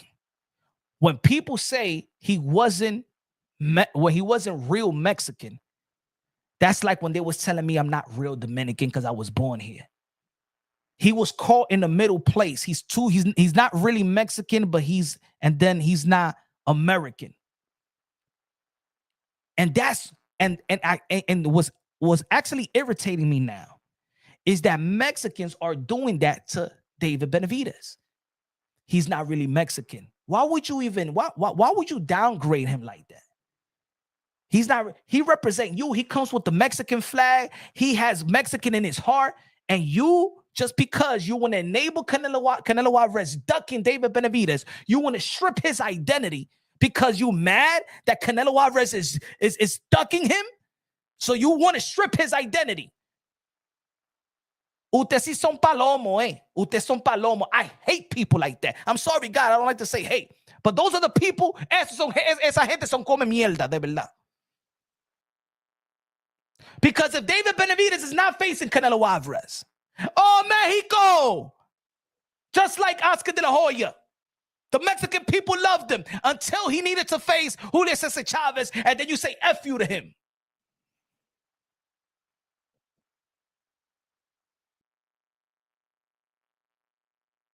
So David Benavidez has that ingredient of the Oscar De La Hoyas.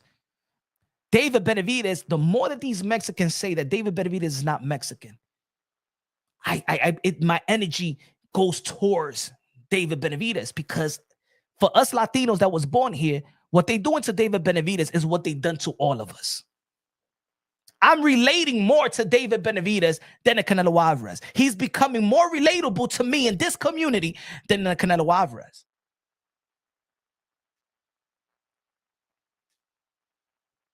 Right? Let's be real. People are relating more to David Benavidez. Because while we don't hear this type of nonsense when they say, ladies and gentlemen, watch this, watch this. Hey, yo, people in the chat, who is the first Mexican heavyweight in the history of the sport of boxing? In the chat, who is the first Mexican heavyweight in the history of the sport of boxing? Karate Kid in the building. What's good, bro?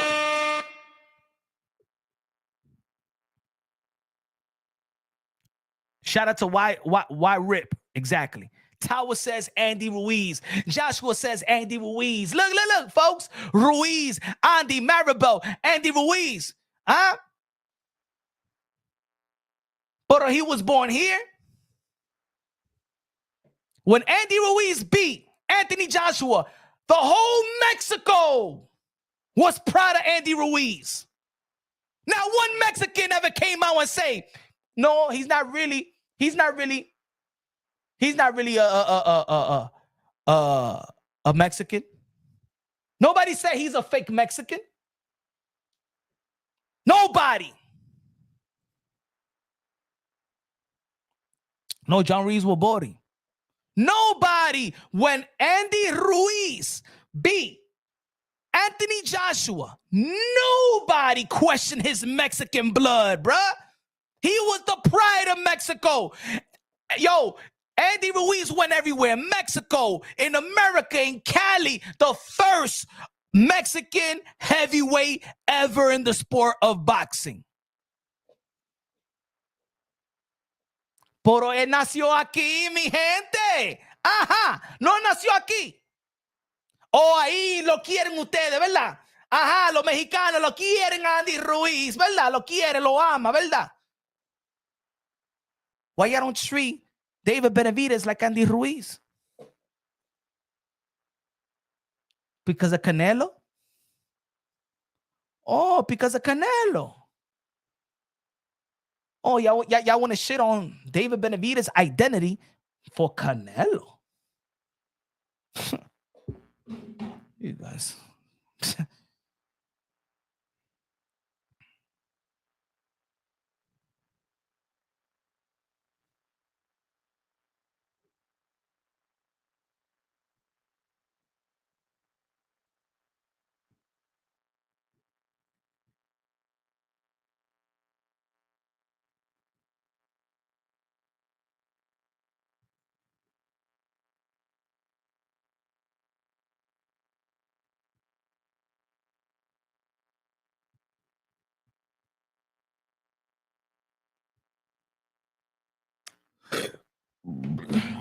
He's representing Mexico in the Olympics. Well, David Benavidez represents Mexico everywhere he go. He represented with his family, with his life, how he fights. How many Ecuadorian flags he even had come yesterday? I mean, on Saturday. Why you think I say David Benavidez, aka the Mexican monster, the Ecuadorian monster, the Dominican monster? Hasta I call David Benavidez dominicano también porque la mamá is half Ecuadorian, half Dominican, pero no se crió con el father side, pues no sabe su abuelo. He's Dominican too. David Benavidez is Dominican too. Pues he's Dominican. I should go more for David Benavidez. And mira, that's how you know that I'm unbiased logically and objectively. He said que I'm tripping ahora, que yo soy tripping. Trippity, what, my friend? ¿Ah? ¿Qué tú estás hablando de que I'm tripping? ¿Ah? What you talking about? Que tripping over here.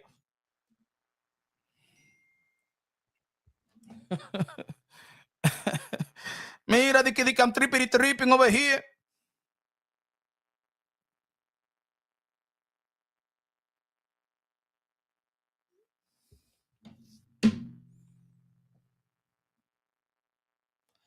El papá de Mayweather. No, Mayweather el papá de Canelo Alvarez, sí. Y mira este tigre de que el papá de Mayweather, el papá de Canelo Alvarez, porque Mayweather le ganó a Canelo Alvarez. You want to erase that too.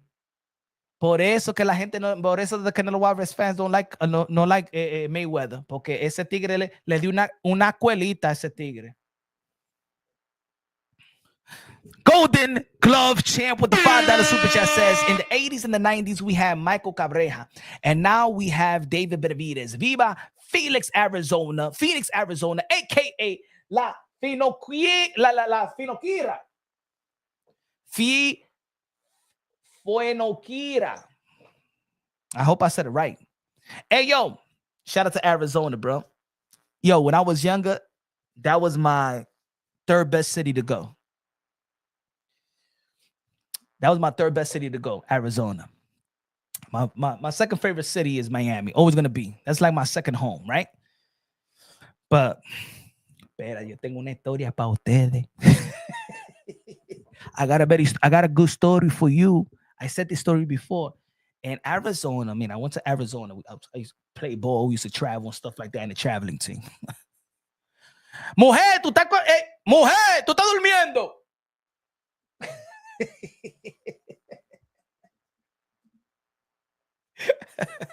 Espera, todavía está despierta la mujer. Tú estás durmiendo, mujer. Because I want to tell a story. Hey, yo. No, Arizona was the first city that I went to. Not Arizona, the first that I went to, right? Don't you? Mira, weedy. Mira. Because let me tell you the truth, and I said this before. If y'all follow the channel, y'all gonna be like, "Yo, I heard this one before, Punch One Boxing." But I got it for the new people that's familiar with the channel, right? I don't know what I don't know what the Mexican people did. It looked like y'all said to all the Mexican chicks to go to the East Coast and go to New York City, and I kept all the good-looking Chicanas and good-looking Mexican girls in the West Coast. Because in the East Coast, let me say it like this: it looked like y'all had all the Mexican chicks, right? And y'all had like a leader that said, "Mira, usted, gordita, vete pa. This side, please. You, baby, over here. Mommy, over here, this side. You, chubby. Sí. Pero esa es mi hermana. Chubby. Vete pa. Hey, to the right, okay? Fea." And they sent that chick went to New York, right? Those chick went to New York. New York, Philly, Boston, La Fea. No, I'm not gonna say fair, but the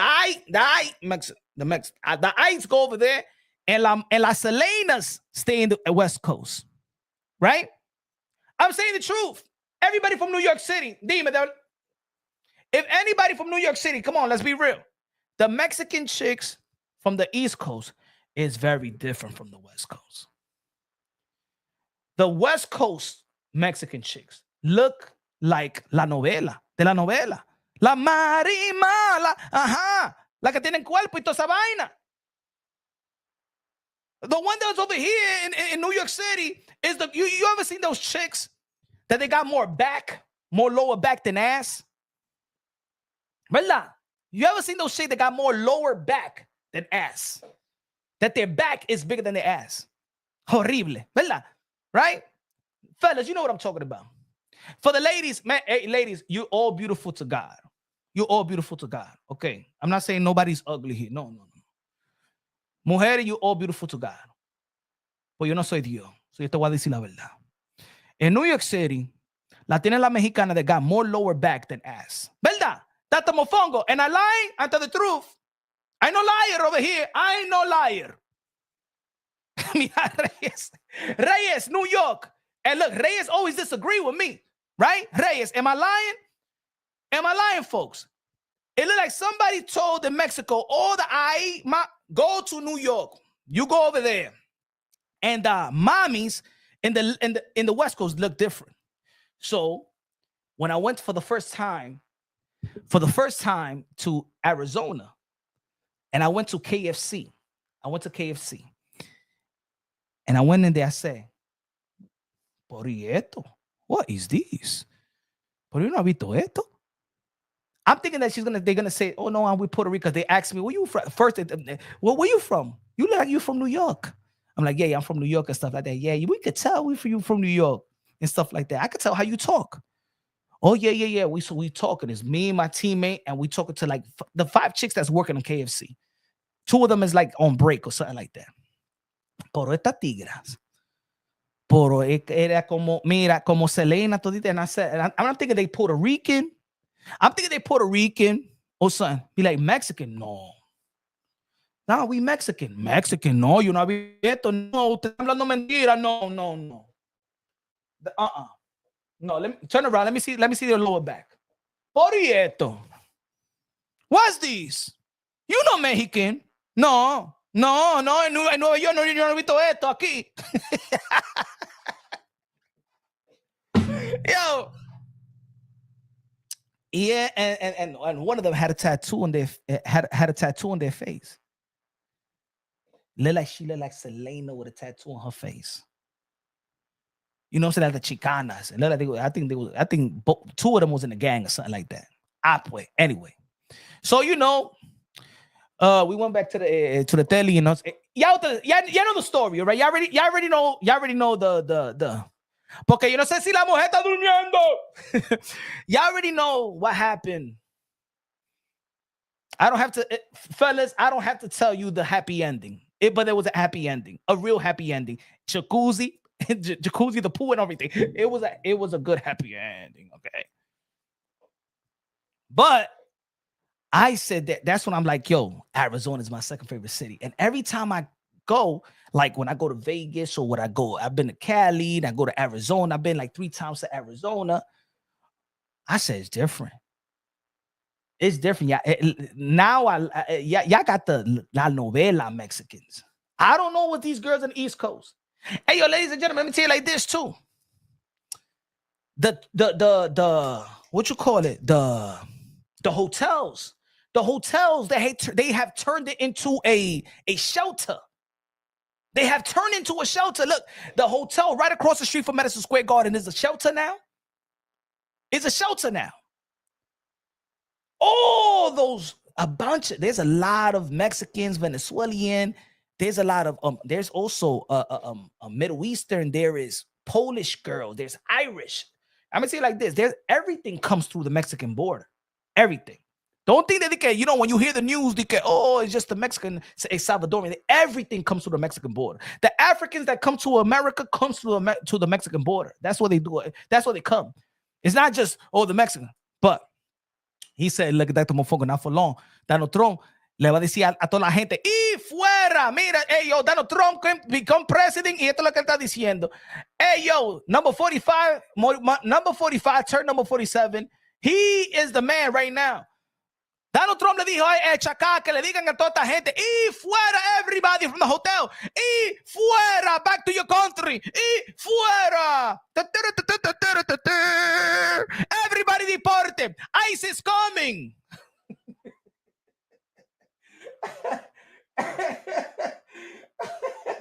Ay, el Chacá is ICE. El Chacá is ICE, right?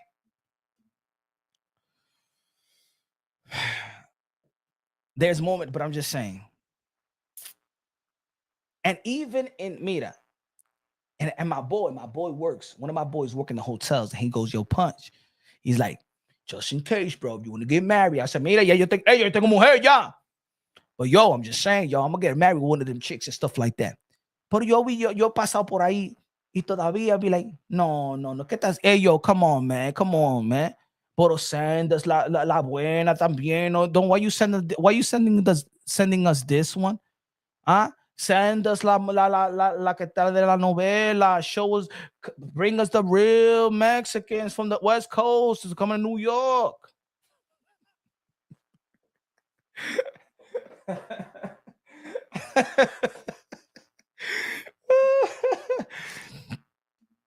But ladies and gentlemen, look, hey, yo, a lot of people is mad at me.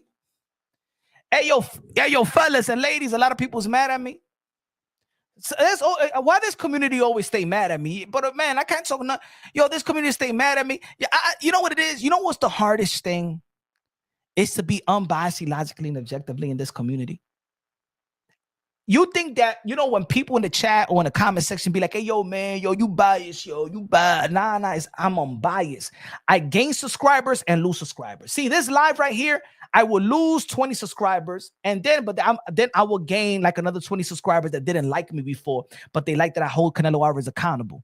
And when I praise Canelo Alvarez, I will lose those subscribers, and those other subscribers that are Canelo Alvarez fanboys subscribe to me again.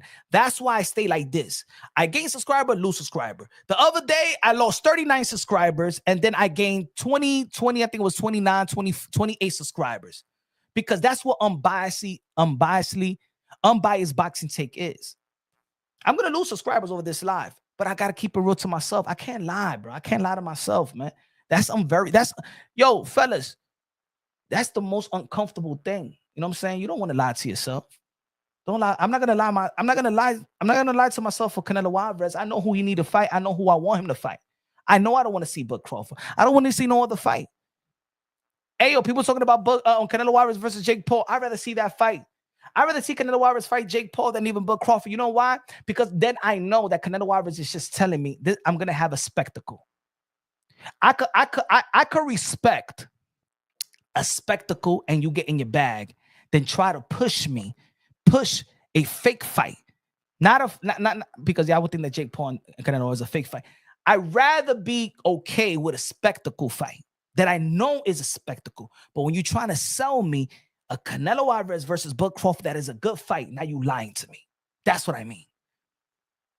I'd rather enjoy a Canelo and Jake Paul because I know is a spectacle. I know it's for entertainment and that's it. I know it. I will pay for Canelo Alvarez versus Conor McGregor. You know why? Because I know you're selling me a spectacle. But with Canelo Alvarez and Bud Crawford, you're going to lie to me and sell me that this is a great fight. And I don't like that. I don't like that. If you got the money to give me Canelo versus Bud, you got the money to give me Canelo Alvarez versus David Benavidez. Turki, Alshikh, that's your job. If you're giving me Canelo Alvarez, Bud Crawford, you just like any other promoter that didn't give me the fight that I want to see. Is that fair? Is that fair? Let's be real, everybody in the chat. Is that fair? If Turki Alshikh is the most powerful man in the sport of boxing and has the unlimited money to give us any fight that we want to see, could pay any fighter, if he gives me Canelo and Bud and doesn't give me Canelo and David Benavidez as the #1 fight in the sport of boxing, why wouldn't I hold them accountable like we don't hold Al Heyman, like we don't hold Bob Arum and the rest of them accountable? Why? Because he's the new guy? Well, because there's people afraid to keep it real with him? Nah, man. You're not getting a pass. You're not getting a pass. Hey, yo, Turki Alshikh, he has made enemies. Enemies come together. Yo, Turki Alshikh made Devin Haney and Bill Haney drop a lawsuit in one meeting. Turki Alshikh made Eddie Hearn and Frank Warren come together and work. You telling me with all this power, you're going to give me a Bud and a Canelo? No. Your job is to give me the best. And I want nothing less. Joseph in the building, gracias de lo mío, mi hermano. Good looking now. Thank you for subscribing because la gente me está dejando a mí and they unsubscribing to me, Joseph. But gracias, mi hermano. Good looking now. He said, just subscribe because, primo, you're motherfucker, truth. Everything you're saying, gracias. That's the only way I could be. Because who we want to see Canelo Alvarez versus David Benavidez. We want to see Canelo Alvarez. Y mira, Canelo Alvarez, my friend. If you fight David Benavidez, I'm rooting for Canelo Alvarez que le va a ganar David Benavidez, my friends. This is not me that I don't like Canelo Alvarez. I don't like that Canelo Alvarez is avoiding David Benavidez. And Canelo Alvarez is not talking to me. He's not respecting his fan base. He's just disattaching himself from the fans. He's not talking like the king. Dike, oh, I'm not going to give David Benavidez money because the way that he approached the fight, the way he disrespect What do you mean? Ah, tú quieres que David Benavidez te lambe el culo. Oh, you want David Benavidez to bite your ass, pimples, Canelo Alvarez. Oh, you want David Benavidez that when you're playing golf, that he holds your bag, huh? Ah, that's what you want. You want David Benavidez to kiss your ass. No, I don't want no friends. I don't want David Benavidez to be a friend. I'm not gonna know. That's a beta male. I don't like that energy from Canelo Alvarez. I don't like that. Por eso que le puse el Burger King. That's why I got him the Burger King crown.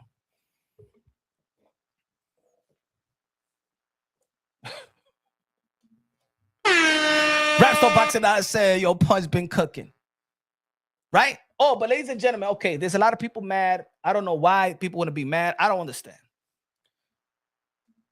People want to be mad. Mira, look, the manufacturer quote. Let's talk about this a little bit, right?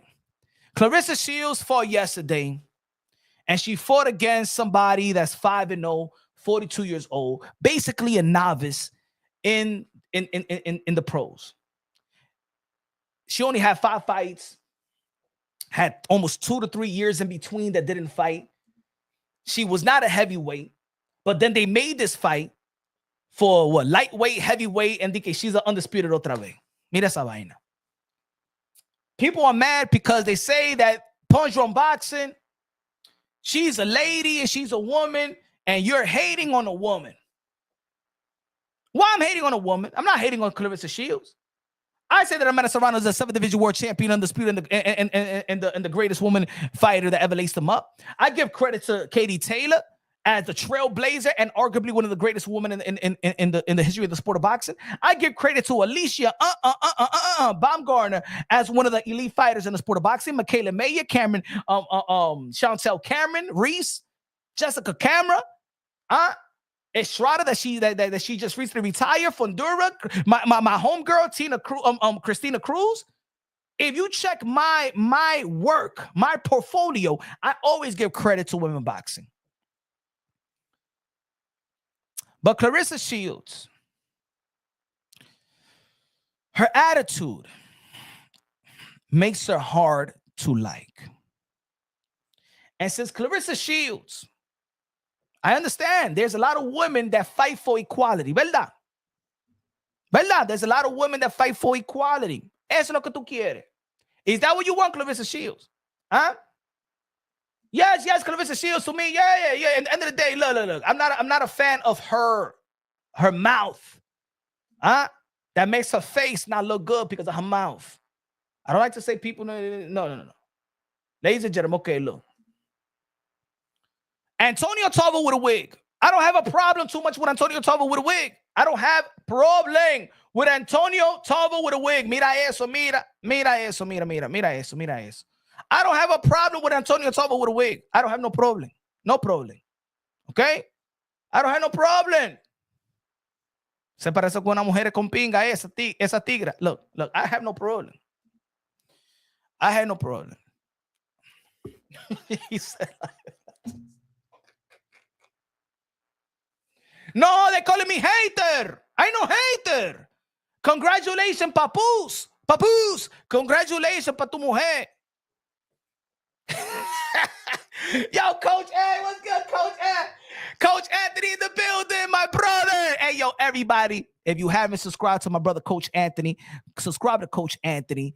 You know what I'm saying? One of the best coaches in the sport of boxing. Y'all already know, work with champions, develop champions. You know what I'm saying? Like Tevin Farmer, like Raymond Ford. Hey, yo, Coach Anthony, man, I think the biggest mistake is Raymond Ford not working with you. But it's okay.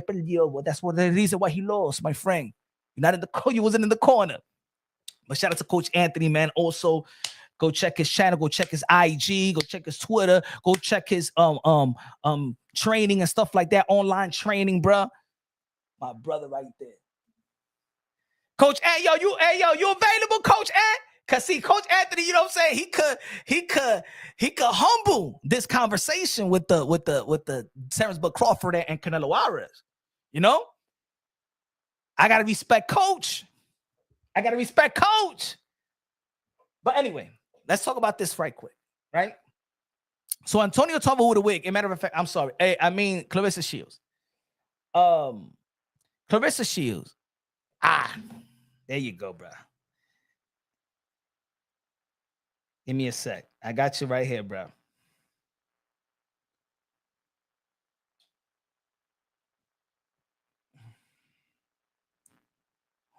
Hold on. I got you right here.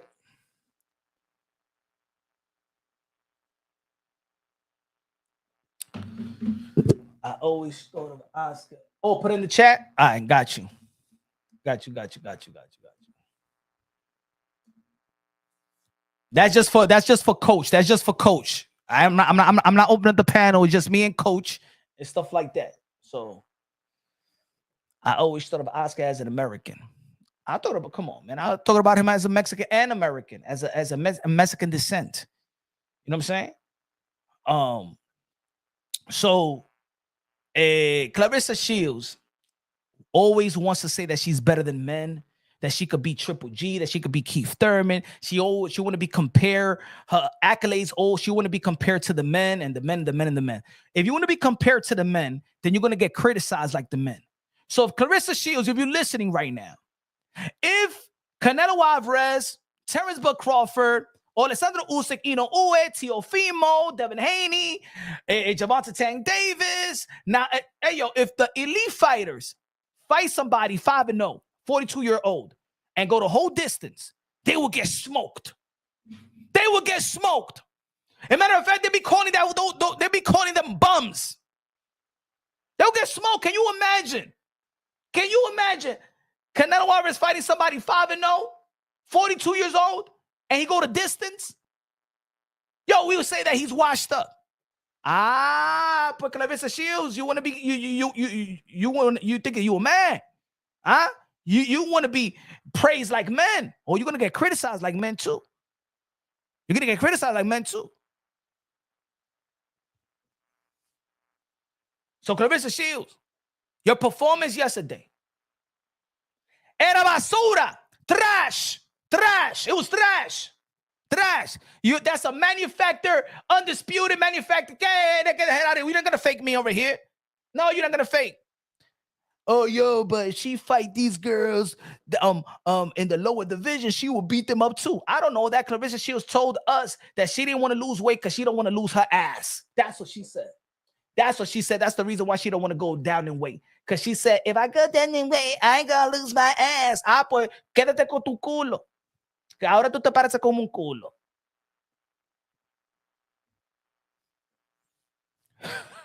That's equality right there, Life and Logic, ¿verdad? That's equality. No, that's equality, mi gente, that's equality. No quería equality la tigra. Ahora no quiere equality.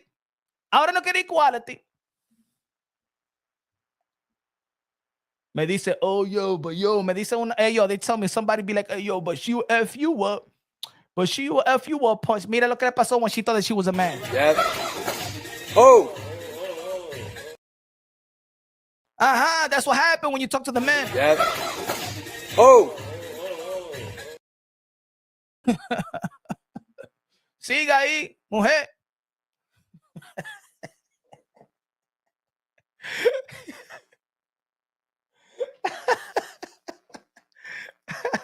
Mira, Coda, bro, you put the members. Coda, what happened? You're not a member anymore? You're not a member anymore? Huh? You're not a member. Tú me sacaste pie, ¿verdad? But you're a member in another channel. Yo te vi, Coda. Coda, yo te estoy viendo, Coda. You're a member in another channel. Pero déjalo así. Yo creí que tú eras mi amigo. Tú todavía tienes un range. Ok, gracias. No. Porque tú no eres un member. Porque tú no eres un member. Ahora, Coda. Porque yo te vi. Tú eres un member en otro canal. Pero eso no es nada. Very good. It's all right. We thought that we were friends, pero it's okay. Tú sabes que todos los friends no son los mismos. Velo así. Velo así.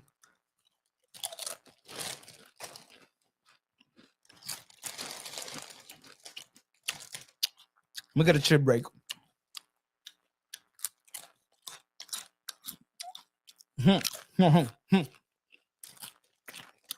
That's fair, right?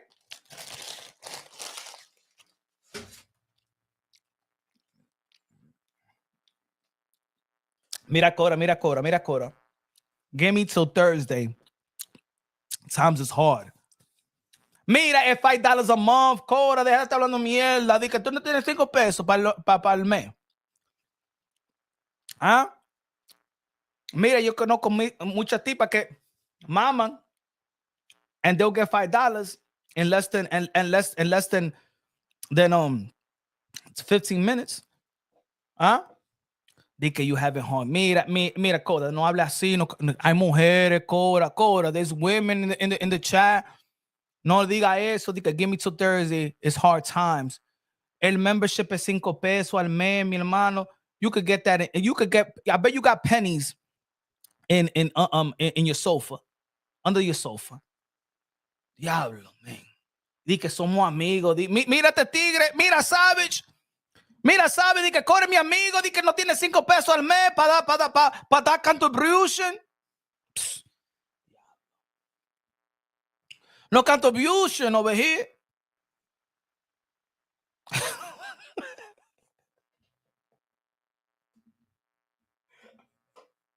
He said, don't worry, Puzz, become a member. Forget Coda. It's now Domingo Bonilla, a.k.a. Stutter Swag. Might as well become a member and be super chatting it up. Mira, Coda, yo te dije que no dan a eso. Pennies in ¿verdad, Christian? Mira, ese tigre dice que he's having a hard time. Y que, mira, 5 pesos, I can find it right now. If I go outside, I find 5 pesos ahí tirado. Diablo, mira cómo me va a hablar mentira. Look how this guy's gonna lie to us now. Mira how you left your brothers and the members and stuff like that. They can know he's having a hard time. But it's January, February. I don't get to income tax. What happened to your income tax? Tú verás, Donald Trump va a sacar el income tax. No income tax for you. Y for the ladies que no están trabajando. No income tax for you.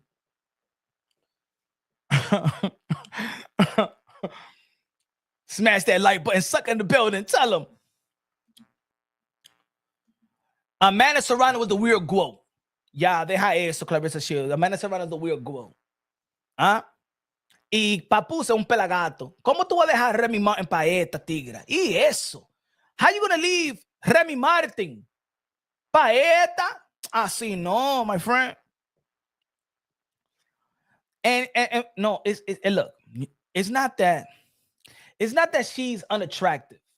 Okay, she's unattractive, but it's her mouth that makes her ay. Cuando yo la miro a esa tía, I can't even look at her like that.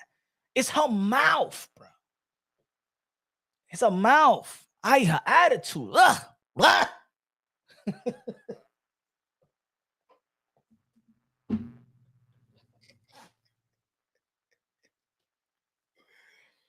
Yeah, man. But hey, yo, that's a man's woman, man. Hey, that's his woman. That's his woman. Papoose. That's a woman.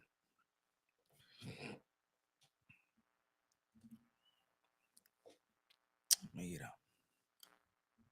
Por a look. Hold on. Let me see si la tengo aquí.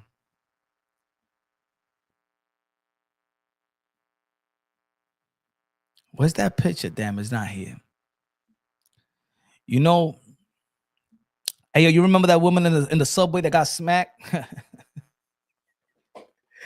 Hey, yo, every time I listen to Clarissa Shields' mouth, when she talk her ish, I always picture the dude with the 8-ball jacket.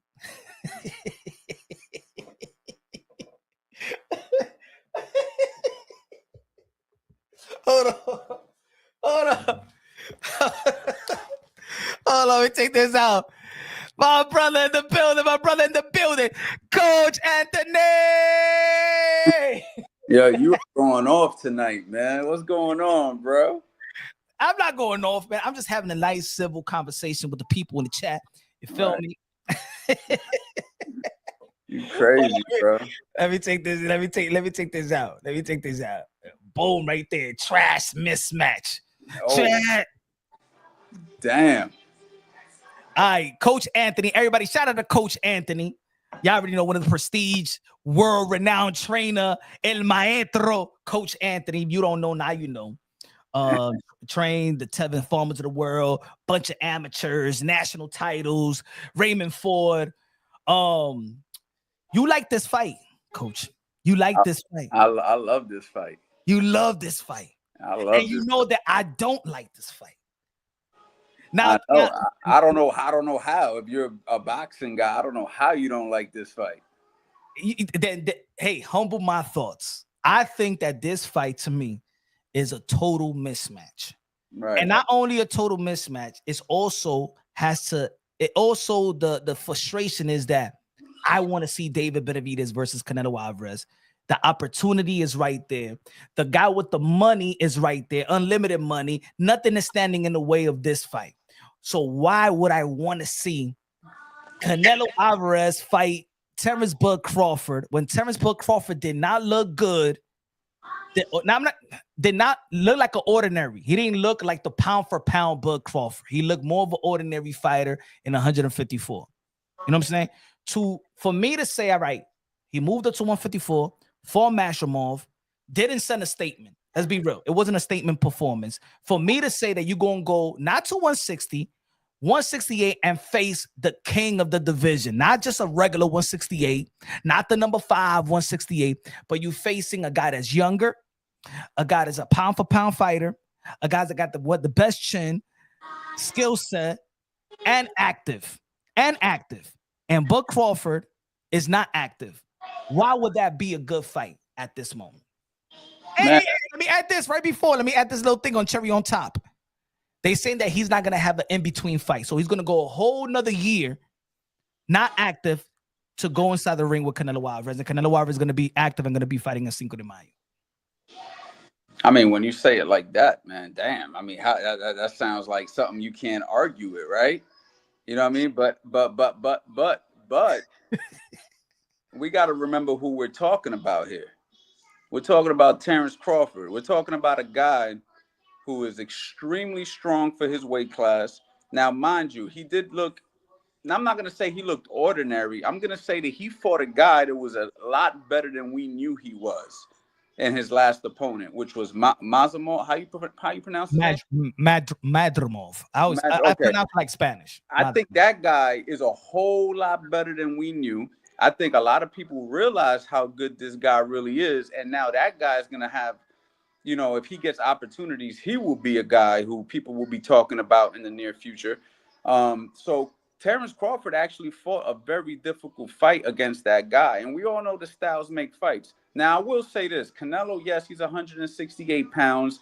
Yes, we know that Canelo is good. Yes, we know Canelo's battle tested against big fighters and all of that. And that's what makes this a hard decision for me to really say that Crawford's going to necessarily beat Canelo. But what I will say is, first of all, Crawford's not going to have to worry about a weight cut for this fight at all. He's going to be able to go in nice and strong. Okay. Another thing is he's a lot stronger than a regular 147-pound guy.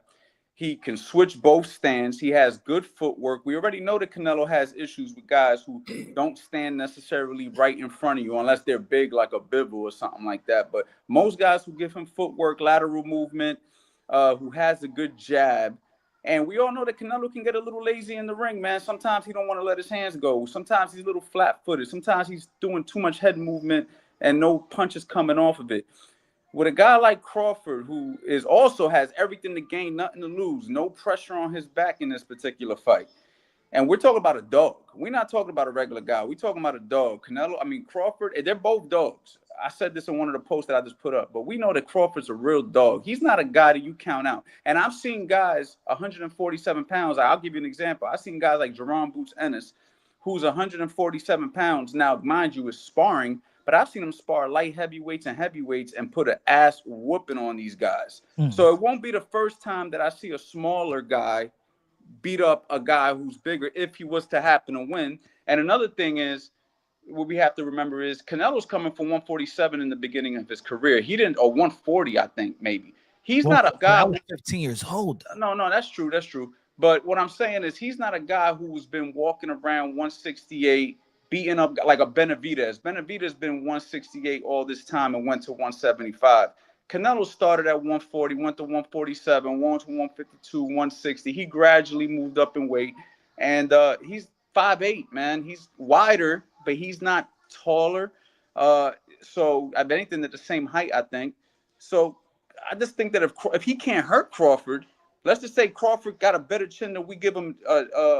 He has a better chin than we expect in this fight. He has all the intangibles to make this a nightmare for Canelo. I think that he does got the tangible that you said about Bud Crawford. He got those intangibles, right? He got the footwork and stuff like that. But like I said, even in the last fight, I said that he performed the way that he was performing.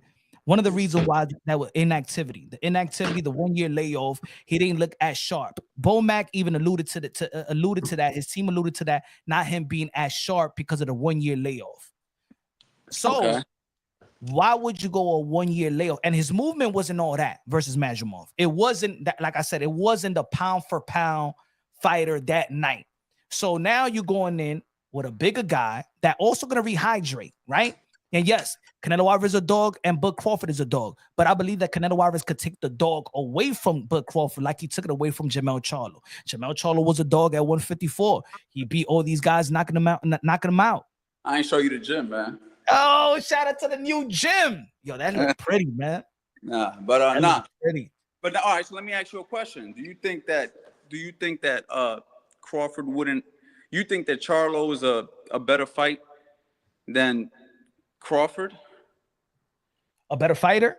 Yeah, do you think he presents the same, or do you think he presents the same kind of difficulty that Crawford would present against Canelo? To be honest, I think he would, because I think that especially Jermell Charlo, especially when he got Joan Guzman, he started becoming more of an elusive fighter and having power in both hands, being elusive, being in the outside. And he tried to be in the outside. Jermell Charlo publicly, personally told me, yo, when I landed, he didn't feel none of my shots.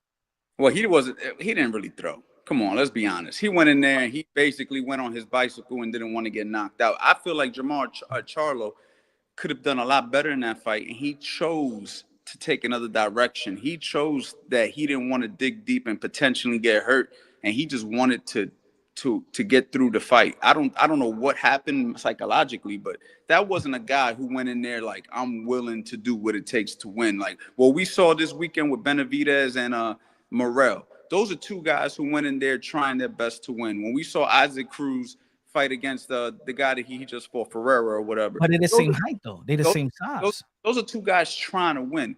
Charlo was not trying to win. Charlo was trying to survive, whether he admits it or not. I mean, that's just the truth. And Crawford is not going to go in there and do what Charlo did. I hope people don't expect that. He's going to go and try to win. But that's what I said before that. That's what we think he's going to do. It's something that Canelo Alvarez did to Jermell Charlo to take away that dog, that line of Jermell Charlo. Jermell Charlo never fought like that. So what did Canelo Alvarez do to take that away from him? Jermell Charlo also said, yo, I only rehydrated 5 to 6 pounds. I wish I would have had a fight between to get my body prepared, because he rehydrating 15 pounds. What Bud Crawford is smaller. Clause? Is there any kind of a clause in this fight? Any rehydration or anything like that? Mac said that they don't believe in rehydration and catch weights. That's gonna be 168. So I think that people also not thinking about what Canelo Alvarez is gonna be that night. Like I went to that fight. I seen Jermell Charlo and Canelo Alvarez before rehydrating. But then when you saw them when they did rehydrate, it's like, yo, Canelo Alvarez back. The way it was another 15, 16, 17 pounds rehydration. It was different. So I do still think that Canelo Alvarez is still active, still in the back end of his prime, got power, upper body movement is still good. He still know how to get to the fighters, whether they got good footwork. Look, Billy Joe Saunders had footwork, Kalen Plant had footwork, Jermell Charlo had footwork. Yeah, he's been with guys that got some footwork. Now we're gonna say that they got the footwork of Terence Bud Crawford. No, but I still don't see Terence Bud Crawford with the type of footwork that he had in the welterweight division. You know what I'm saying? I don't think he's just gonna get away from from Canelo Alvarez. Canelo Alvarez know how to close that gap, in my opinion. I just don't see it leading up to a good fight. I don't think that, especially right now, is leading up to a good fight. In my opinion. Let me get this super chat. Gut said, with all due respect, Cap, Crawford has zero chance. Man, I mean, listen, there's no way he has zero chance, bro. There's no way he has zero chance. He has a hell of a chance, and I think that that's the reason he's excited to take this opportunity. I don't think that this is a guy that just thinks that he's going to go in there and lose. He's going to go in there and win. He's going to be properly trained. He's going to be properly prepared. They're going to get him the right sparring. They're going to get him guys that are bigger than him, and he's going to go in there and he's going to work and he's going to be prepared. He has, what, 5-6 months? I mean, and he's already a guy who stays in shape year round. But he hasn't fought since when? That's true. He hasn't fought, but this is a guy with a lot of experience, man. I mean, all he has to do is stay in the gym, get the right sparring, keep his strength and conditioning in check. He's one of the best in the world, man. This ain't a guy who needs to be fighting every 3 months to stay sharp, as long as he's getting work, if he's getting the right sparring and he's getting the right work, and he's in shape and he's mentally prepared. And I just think that people counting Crawford out, to me, is insane. Like, how can you count this guy out? This is not the kind of guy you count out, man. This is a guy that you take very seriously. And yeah, I'm with you, man. I would like to have seen him beat Benavidez, but I don't think Canelo could beat Benavidez, if you want me to be honest.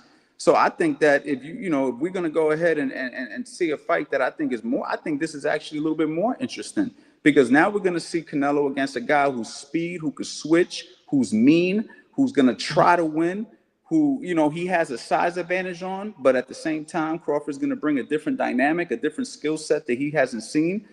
I think this is he hasn't seen? Yeah, who has he fought this like Crawford? Mayweather?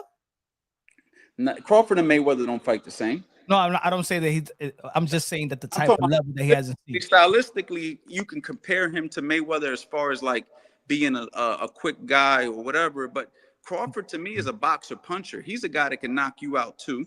He's a guy who switches both stance. He's a guy who takes a little bit more risk. So I think that is a different fight than the Mayweather fight, But then flip it around. Is it something that Bud Crawford have seen anything like a Canelo Alvarez in his career? If you look at his resume, name me anything that resembles anything like a Canelo Alvarez. I want to make a point, because I see a lot of people saying that Canelo is younger. Canelo is younger in years, but he's also been in a lot of fights himself. And he's also taken punishment himself over the last, few years. So he may be a little bit younger, but age is not going to be the determining factor in this fight, because we all know, man, the more miles you got on you in this game, the more that you got to deal with, So what you think as a coach is Bud Crawford not fighting an in-between fight? Is it smart? Is it smart because he don't want to F up the bag for the big fight of September, or is he doing it because he don't want to F up the bag, or this is strategic and I think it's smart enough for me to save myself for Canelo Alvarez? Man, I think that maybe a little bit of both. Like, fuck, if I'm going to take an L, I'll take an L to Canelo. I ain't going to take an L to somebody else. You risk hurting your wrist, hurting your hand, headbutt. There's all types of happen in sparring, though. Huh? That can happen in sparring, but there's a less chance when you're wearing 16 ounces and you got a headgear on. You know what I mean? Less chance of it happening in an actual fight. There's always a bigger chance. And this is the biggest payday that Crawford's ever going to make. And we already know that that's what he's looking for. So I think that, yeah, it's best that he did a good thing right there. That's what he's looking for. I think it's very intelligent, because again, you don't got to teach Crawford how to fight. All Crawford got to do is be himself, get in the best shape and get a lot of quality sparring. And they got the relationships to get that kind of sparring. So I think that he'll be prepared for a 168-pounder in front of him. I think he'll be more than prepared. Gus said inactivity struggle at 154 with a boxer with 10 fights, going up to fight the best at 168. Only chance is Snack and Victor Conte. Do you think that? Hey, that's the bad thing in working with somebody that has suspicious. It's unfortunate, but we know that if anybody's suspicious, it's Canelo. Oh, there could be some being he got with the computer roll, right? But there's going to be some suspicious. If we see Canelo Alvarez in a vulnerable situation that we never seen Canelo Alvarez in a vulnerable situation, you think that that's not going to come into play? Okay, rewind the question. If we see Canelo Alvarez in a vulnerable position in a way that we never seen him, he's been there with the biggest punches of his era. Been there with Triple G, Kovalev, Danny Jacobs. He's been with the best punches of that. He could be in the respective division that he's campaigning. If Bud Crawford moves up to 168 and let's say put him in vulnerable position in terms of stagger him, drops him, you don't think that's really gonna come into play? What's gonna come into play? The suspicious of performing enhancing drugs. Canelo? Yeah. I think, or do they got random drug testing? Like, what's the drug testing situation? Are they going to do? If he's with Snack, I think they're going to do VADA. If they're doing VADA, then I don't think there should be a suspicion. I think that anything can happen. I've seen smaller guys get knocked out. Listen, a good friend of mine who does all the instructional videos with me, Fast Eddie Chambers, I fought guys 260 pounds and beat him. He beat Demetrenko. I got a phone call. Can you hear me? Yeah, he beat Demetrenko. He beat Samuel Peter at 215 pounds when these guys was 250, 260 pounds. You know what I mean? He used his athleticism, his ring IQ, and his smarts to win these fights, right? Of course, the heavyweight division is a little different. Those guys are a little bit slower. They're not as sharp as these guys like Canelo and stuff like that. However, I've seen crazier things happen. I've seen guys get knocked out by smaller guys. You know what I mean? You got, you've had it in history, man. Come on, Manny Pacquiao did it. You know what I mean? All the way up to 147, 52, matter of fact, beating guys. So, I mean, it's been done. It's been done before. This won't be the first time. It's just the first time we've seen it in a long time. And, people will have some suspicion because it's Canelo. But if Canelo's not letting his hands go, if he goes into a lot where he's just looking to time you with that perfect shot and that shot's not there, he can lose rounds and he could end up losing a decision. Well, I think, to be honest, I think that the people that see this fight close, in my opinion, I don't feel like they truly respect Canelo Alvarez's skill set like that. I think they believe that he's good and he's great because what he's done in his career. But I truly don't think that they look at him as, compared to other legends, as high regards when it comes to the skill set. You know what I'm saying? I don't think so. I think Canelo has a beautiful skill set. The only issue that I think with Canelo is sometimes he gets away from the jab and he's only looking to throw a hook around the side. Now, mind you, he has probably the most beautiful feints I've seen in boxing history, truthfully. Like, you don't know where those shots are going. He'll look like he's going to shoot to the body. That shot will come up the center with an uppercut, or he'll look like he's going to shoot a right hook to the body, and that overhand right will come over the top, and he'll follow up with a hook to the body. Like, as a coach, the stuff that I see him do is beautiful. But I also see him neglecting punch output. I see him getting a little lazy in the ring. I see him neglecting a jab. And I think that with a guy who can switch, who uses his legs and can use a good jab and is strong enough to absorb what he gives back, like it all comes down to if Crawford can take the heat. If Crawford can take the heat, which I'm going with my intuition saying he can. I'm just taking a guess like everybody else because we've never seen Crawford at this way. If he can take the heat, we got to fight, ladies and gentlemen. This ain't going to be no fucking walk in the park for Canelo. Now, if Canelo goes in there and hits him and hurts him early and Crawford's like, holy shit, I just can never adapt to the power, then, I'll bite my words. But if Crawford could take the heat, if he shows he can handle the punches, bro, he has every tool in the book to make this a nightmare for Canelo. This ain't going to be a whitewash. It all comes down to if he could take the punishment. But I did like that you said something about Canelo Alvarez that I felt, and you I don't know, you got a different eye. You got a trainer's, you know what I'm saying? You got your prestige trainer eye. So of course, I'm not gonna act like my eyes that is better than yours. You're official in that. You could help me. That's what I'm saying. You could humble my thoughts. So the thing that I saw with Bud Crawford having problems with is the feints of Majumov. I felt like he was falling for a lot of feints that we never seen Bud Crawford fall. He reminded me of Deontay Wilder versus Tyson Fury. Every feint Majumov was throwing, Majumov wasn't really throwing that much. It was just his feints, and he was falling for feints, and he was resetting Bud Crawford. Like, it looked like Bud Crawford was having too much second thoughts because of the feints. Now, you just said that the best attributes that Canelo Alvarez is feints. So if he have problem with Majumov feints, how he's not gonna have problems with the best feints, in your opinion, of Canelo Alvarez, or is it just different type of? He's gonna have problems. Like, I'm not coming up here saying Crawford gonna go in there and do what he did to Errol Spence. I hope y'all not getting me screwed. You know what I mean? I know a lot of the fans in here, you know what I mean, they'll automatically take, if you don't, you know, jump on the Canelo bandwagon, automatically they want to just go crazy. What I'm saying is, he is not going to be an easy fight. Saying he has zero chance is crazy. I will not be surprised if he beat Canelo. And another thing, Majimov utilized a lot of in and out rhythm with his feet. He didn't just do feints like Canelo, where Canelo will stand in front of you and kind of throw a feint like he's going to throw low and throw high, which I think he does better than anybody. Majimov was very active. He had a lot of activity with his footwork. What kind of a amateur background did Majimov had? If I'm not mistaken, it was very extensive. Like 300 amateurs bouts? Okay. So you're talking about a guy with 300-something amateur fights. This ain't a regular guy who's 10-0. People need to understand that too. When they see these 10-0 records, automatically they assume that these guys don't have no experience. They don't got no professional boxing experience compared to a guy like Crawford, but they got far deeper experience on an international level as amateurs, which means not only were they fighting the best in the world all the time, they probably also sparring the best in the world all the time. So they understand boxing. These ain't regular guys, and Majimov ain't no regular guy. And honestly, Majimov would give anybody a fucking difficult fight, including Canelo. So a lot of people are acting like because he had a tough fight with Majimov, there's no chance he could beat Canelo. It's a totally different style.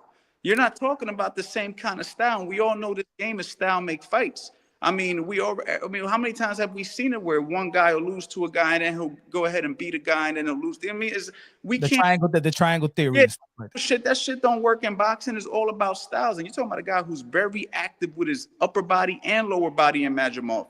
That's a difficult fight for anybody. But you know more than anybody right now, because you work a lot with amateurs and national title, Golden Gloves, and you work with pros. So when you're talking about, you know, Majimov in the amateurs and in the pros, what have you experienced? Does everybody that's good in the amateurs, does it translate to the pros? Because no, I've seen not everybody does. What's your experience? Yeah, not every single amateur, but most of them. Look at our best fighters in the world that we've had over the years. Most of them were very good amateurs. You know what I mean? We can go back as many years as you want. Don't get me wrong. There's exceptions to the rule, like anything. Benavidez.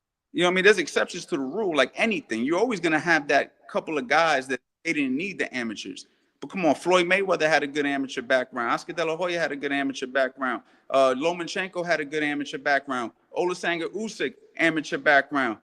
Even guys like Evander Holyfield back in the day, good amateur back. Like these are all these guys had good amateur backgrounds. So all amateurs is like going to college. And the deeper your college, the better you are in the work field. And for a boxer to have 300 amateur fights, that's equivalent to going to fucking Princeton or Harvard. Like, these guys are guys that are coming into the professional rankings far better prepared than the guy who had 30 amateur fights and decided to go professional. Now I'm gonna tell you this though. I don't believe in the triangle theory, but we also got to talk what you know. This is the boxing community, so there's gonna be people that's gonna change their opinions. There's people that are gonna add to their opinions. Now we all know that Majimov is gonna be fighting Virgil Ortiz. Now Virgil Ortiz is a fighter that a lot of people wanted to see fight Bud Crawford ever since the welterweight division. If Virgil Ortiz, who a lot of people feel like Bud Crawford has better skills than Virgil Ortiz in terms of intangibles, if he beats Majimov and has a better fight, a better outing that Bud Crawford had with Majimov, I do believe that's more of an interesting fight than the Canelo Alvarez versus Bud Crawford. If Virgil Ortiz does his thing versus Majimov in a 154-pound division, that's the fight that I feel like is the best fight at 154. It will make Bud Crawford look more, in my opinion, with his footwork and all of that. It will look Bud Crawford look like he's declining. I mean, it could be a better, just like a Boots and Crawford could be a better fight, right? But at the end of the day, I think that Crawford is money glove. Yeah, he's doing he's making the right decision for his career right now. If you're gonna fight anybody, You fight a guy like Canelo, who you're gonna get the big bag for, and not only that, he has a chance to win. Unlike 90% of your chat right now, who doesn't believe that he could win. like, win. He's gonna shock Moonshine's crew, but he ain't gonna shock me. I'm not gonna be shocked. He gonna shock y'all. He ain't gonna shock But me. then you're in a win-win situation. That's good. It's good that you have the hopes. I will be shocked if Canelo blows him out the way y'all say he will. I will be. And I seen somebody in the chat. I see everybody in the chat who said, will I give Canelo credit if he beats Crawford? 100% I would give Canelo credit. I'm not one of these guys who's going to say, oh, he was bigger and that's the only reason he won. I'm going to say that was a good win. That was a hell of a win because I personally think that Crawford's a good fight for him. Jonathan Sims with a $2 super chat says, yo, college boxing or the regular amateur, which? College boxing or regular amateur? I mean, regular amateurs. I mean, I don't know much about college boxing. I mean, maybe there is some college boxing. I don't know much of it. But you want to do amateurs both? Yeah, but you do regular amateurs because you go into tournaments that you can advance to. So once you become an open class boxer, you obviously can fight in the Golden Gloves, National Golden Gloves. You know, when the Olympics was out, obviously you can win tournaments that'll advance you to the Olympics. So, I mean, regular amateur boxing without a doubt. To be honest, I don't know much about college, but I don't think that it's even comparable. You know what I'm saying? You want to do USA boxing. If Canelo Alvarez didn't get credit for Jermell Charlo, for me, you don't get too much massive credit with Bud Crawford. If what? If Canelo Alvarez didn't get credit to the way that he beat Jermell Charlo, why is he going to get credit to Bud Crawford? Because it was the way that Jermell Charlo performed. So, yeah, if Jermell Charlo was out there really giving it his best and he knocked out, then what people would have said. But then we would, I mean, he would have got a little bit more credit. But I just think that nobody's looking at Charlo the way we look at Crawford. We look at Crawford differently. We look at him as one of the special ones. We look at it like if right now Floyd Mayweather went up when he was still fighting. He fought at 154, right? When he fought Canelo, he went to 154. If he would have took the leap of faith and went to 160, I don't remember who was good at 160. But they started talking about Triple G. Huh? They started talking about, remember they was trying to ask Floyd Mayweather about going up Triple G, and that's when he said Triple G is straight up and down on special effects. Okay. But then his father was trying to like, I really want my son to go up there. Like now they looking at the fans like they crazy. Just like I'm looking at the fans like they crazy with Bud Crawford and Canelo Alvarez. The same way Floyd Mayweather's team was looking at the media. But we got to remember though, Triple G campaigned as an amateur at that weight, if I'm not mistaken, or even maybe a little heavier. And he was a 160-pound professional damn near his whole career. Matter of fact, I think he was 160 the whole time. Yeah, the only time he fought at 160 was the 160, where Canelo gradually moved up. So he's a smaller guy who ballooned up over the years. So a lot of years. So why would you think that Bud in that age is going to give Canelo Alvarez problem when he didn't even do his thing at 154? In all actuality, in my opinion, Bud Crawford is still an elite, the best 147. He didn't tell me that he's a great 154 yet. You know what I'm saying? And I think that I think we're selling. I think the people are selling this fight because now we're giving overly praise on Mazurov. We're selling Mazurov as, hey guys, nah, this guy was telling he's better than what people, you know, like what you were saying earlier. But I think to save this fight of Bud Crawford and Canelo Alvarez, we're overly acting like Mazurov was the talk of the town at 154. He was not even the talk of the town at 154, and he's been there for a while. But because he gave a challenge to Bud Crawford, all of a sudden we have to pump Mazurov to the highest. To even say that Mazurov will give Canelo Alvarez work, just so we could say. That's me right now. There's a lot of people like that too. Oh, okay. Too many people in here giving Mazurov that kind of credit. I feel like people looking at Mazurov like he didn't even do good against Mazurov. How dare you think he could do against Canelo? I think we're discrediting Mazurov, if anything, by saying that. And I think that Mazurov has a whole lot more to offer boxing that people are about to find out. You know what I mean? I just think that people don't know about him. When you don't know about somebody, it's hard to want to give that person they flowers. We knew. I don't think that the I didn't casual. know was until that fight. Truthfully, Now we knew about Madrimal, but the thing is, I think that we in the 154-pound division. If it wasn't, remember, they was pumping Tim Tszyu, Tim Tszyu and Bud Crawford, Tim Tszyu versus Fundura, Tim Tszyu versus Charlo. Charlo just moved up to fight Canelo Alvarez, but then it's Charlo. Remember, after the fight with Bud Crawford, when he stopped Earl Spence, he went to the ropes and who he's talking to, Jermell Charlo. Remember, so. The realistic fight at 154 was Jermell Charlo and Bud Crawford. I don't know when this fantasy came about. I know when the fantasy came about with Bud Crawford and Canelo Alvarez because of the Earl Spence. So everybody was, oh my God, everybody is in the clouds with this performance, which was a great performance, legendary performance in the welterweight division, right? Because it was a 50-50 fight, undisputed. Cool. But for me, it didn't say, oh man, Bud Crawford could go out there and fight Canelo. Like that performance. Okay, but what if he went out there and beat the shit out of Madrimal? Then you know what? And you know why you would have said that? Mm-hmm. Because you know Charlo's name more than you knew Madrimal. Not because Charlo's better than Madrimal, because we don't know that Charlo could beat Madrimal. But we saying that now because we saw that with Bud Crawford. But this is what I think though. But you see what I'm saying? So y'all getting gassed up because the names y'all forgetting that maybe the guys don't know are better than we realized.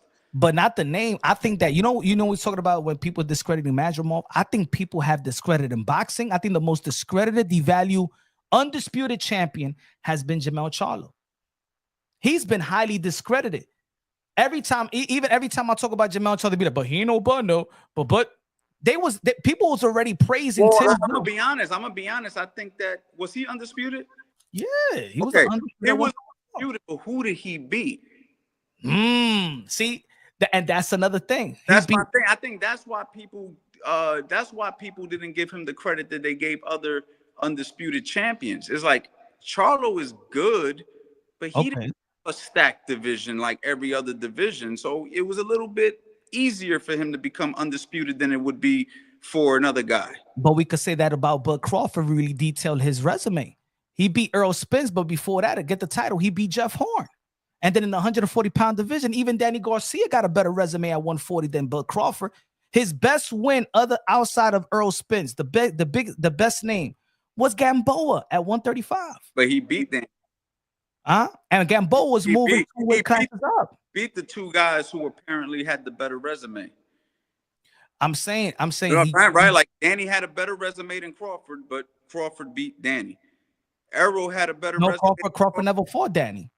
Oh yeah, that's right. He never fought Danny. You're right. Amateurs, but I guess the win over Errol is what solidified him because Errol beat Danny and a couple other guys, and he just went in there and dismantled Errol, which I think was a surprise to everybody. And I don't think nobody expected him to do that. I expected him to win, but I didn't expect him to do that. Like that was like, damn, he beat this motherfucker's ass. But my whole thing is sometimes that's how boxing goes, right? Like styles make fights. Who's to say that when he fights Canelo, he just has a style that makes it hard for Canelo to lock down? Like, who's to say? How do we not know?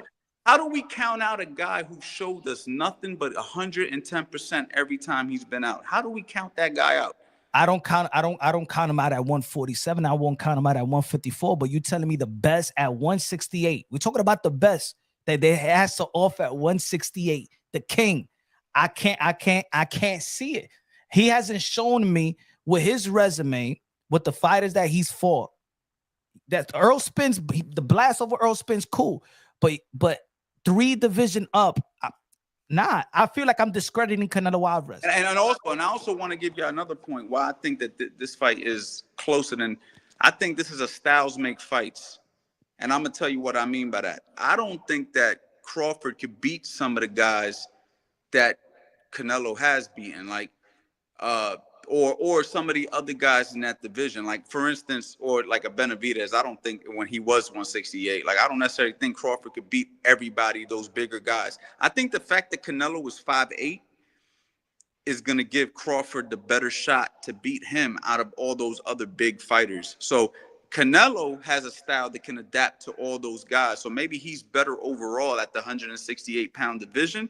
But I think when you put those two guys in front of each other, it's going to be a styles make fight situation where Crawford's style is what's going to trouble Canelo more than, let's just say, Crawford being better than Canelo. You understand what I'm saying? I'm not saying Crawford could do what Canelo did at 168, but when Canelo gets in front of Crawford, it's going to be like, damn, this fucking guy's difficult, man.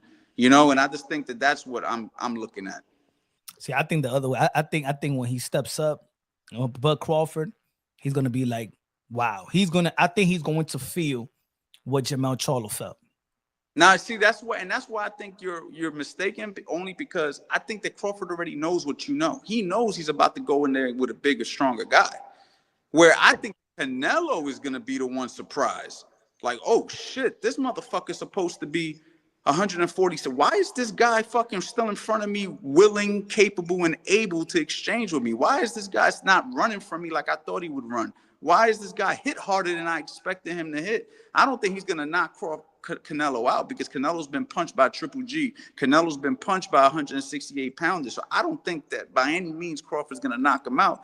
But I think when he realizes that this guy is not the regular 147-pound guy that he expected in front of him, he may have some doubt in there. Like, this is a lot more harder than I thought.